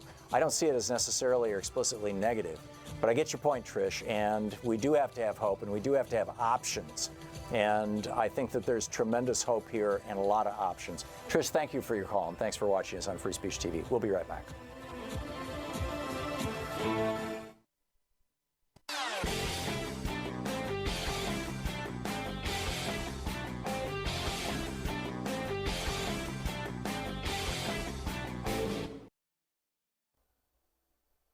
Oh, hi. I was just meditating, listening to the sounds of the ocean from this app, from my brainwaves that are being detected by the Muse headband. To find out more about it, check out choosemuse.com, code TOM. Thom Hartmann Program is brought to you in part by Superbeats. More information is available over at tomsbeets.com, THOMSBEETS.com, or by calling 800-568-9889. The new X chair, it's the X3, is just such a big upgrade from even the old X chair, which I think was one of the very best chairs, if not the best chair, office chair on the market. Check it out at xchairtom, T-H-O-M, xchairtom.com. Cameron Hughes travels the world looking for the finest wines and then bottles them in this lot way so that you can save an enormous amount of money. Last night, Louise and I had the 2015 Cabernet Sauvignon from Napa Valley. It was extraordinary. You can learn more at chwine.com/Tom. Want to connect with the show online? You can find the Thom Hartmann Program on Facebook, Twitter, and Instagram. Welcome back. Picking up your calls as we continue here. Richard in Los Angeles. Hey, Richard, what's on your mind? Hey, Tom. Hi, buddy. In your opinion, what's going to be worse, putting Kavanaugh on the Supreme Court or bombing Iran? What major effect is that going to have on the American people? Which one's going to be worse? I don't know. They're both disasters. I mean, both of them. Kavanaugh is to the right of everybody, and I thought Gorsuch was as far as you could get. But Kavanaugh thinks that the president shouldn't be able to be prosecuted or even investigated, which of course is why Donald Trump picked him. But I think these, excellent point, Richard, and great question. I don't have an answer for it. I'm sorry. Yeah. Janet in Ypsilanti, Michigan. Hey, Janet, what's on your mind today? Hi, Tom. Hey, Janet. So I'm calling about a guy who called, his name was Rick, and he was very upset about the fact that white people needed to teach white people not to be prejudiced, Mm-hmm. or something of like that. Do you know, I have a lot of clients, and I'd say 80% of my clients are white people, and I've had this conversation with folks over the last 8-10 months because of all the stuff that's going on, and you know, I don't think white people actually know there's privilege. They don't think they're any more privileged than anybody else. They think that people of color can buy a house anywhere they want to. They don't know that people of color pay higher interest rates on loans. They have no clue. They think that everything, you know, the bank does this thing and it's fair for everybody. Yeah, the vast majority, and I've been saying this for years and years, and it's interesting to me how many, particularly African Americans, don't believe me when I say I didn't even realize this stuff until I was in my 30s or 40s, maybe my 50s. I mean, it's like we live in this white bubble, and you know, and with no interaction with people of other races, and what interactions we have are not the kind that would inform us about the privileges available to them versus the privileges available to us. Yes, and then here in Michigan, in the Detroit area, we have Channel 4, and they perpetuate fear. They place just a fear Sinclair in station. people that watch them, and all the people of color. You should be afraid of them. You shouldn't go to Detroit. All these fears that they put into people, and then that is another bubble where they actually believe that people of color are dangerous. Well, and that was the major message of all of the media in the United States up until just the last 20 years or so. And people of color, and each one had its own unique stereotype, whether it was Asian, African American, or Native American, or Hispanic, and they had these very specific stereotypes, and basically the only characters that were allowed into sitcoms and cartoons and anything else were the ones who were playing out those stereotypes. And that is only just starting to break down in the entertainment industry, and that's one of the ways that young white people learn about what the rest of the world is and how all these other folks are living. Janet, thank you for the call. It's great to hear from you. My apologies to everybody else who's on the board trying to get in. It's the beginning of the week. We'll talk later in the week.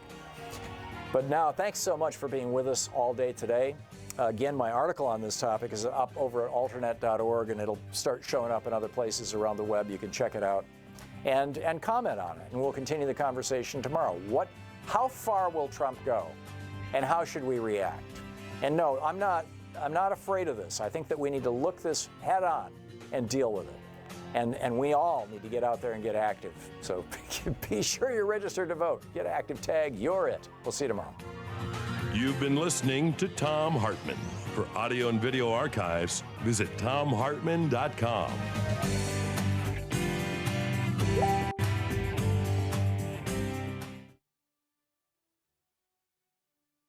Cameron Hughes travels the world looking for the finest wines and then bottles them in this lot way so that you can save an enormous amount of money. Last night, Louise and I had the 2015 Cabernet Sauvignon from Napa Valley. It was extraordinary. You can learn more at chwine.com/Tom. The new X chair, it's the X3, is just such a big upgrade from even the old X chair, which I think was one of the very best chairs, if not the best chair, office chair on the market. Check it out at xchairtom, T-H-O-M, xchairtom.com. Thom Hartmann Program is brought to you in part by Super Beats. More information is available over at tomsbeets.com, THOMSBEETS.com, or by calling 800-568-9889. Oh, hi. I was just meditating, listening to the sounds of the ocean from this app, from my brainwaves that are being detected by the Muse headband. To find out more about it, check out choosemuse.com, code TOM. The Thom Hartmann Program is brought to you in part by the Aiden Forecast, an investment newsletter with weekly updates of leading market indicators and a monthly deep dive into what the details of the economy and the markets mean for investors and retarees. On the web at aidenmarkets.com.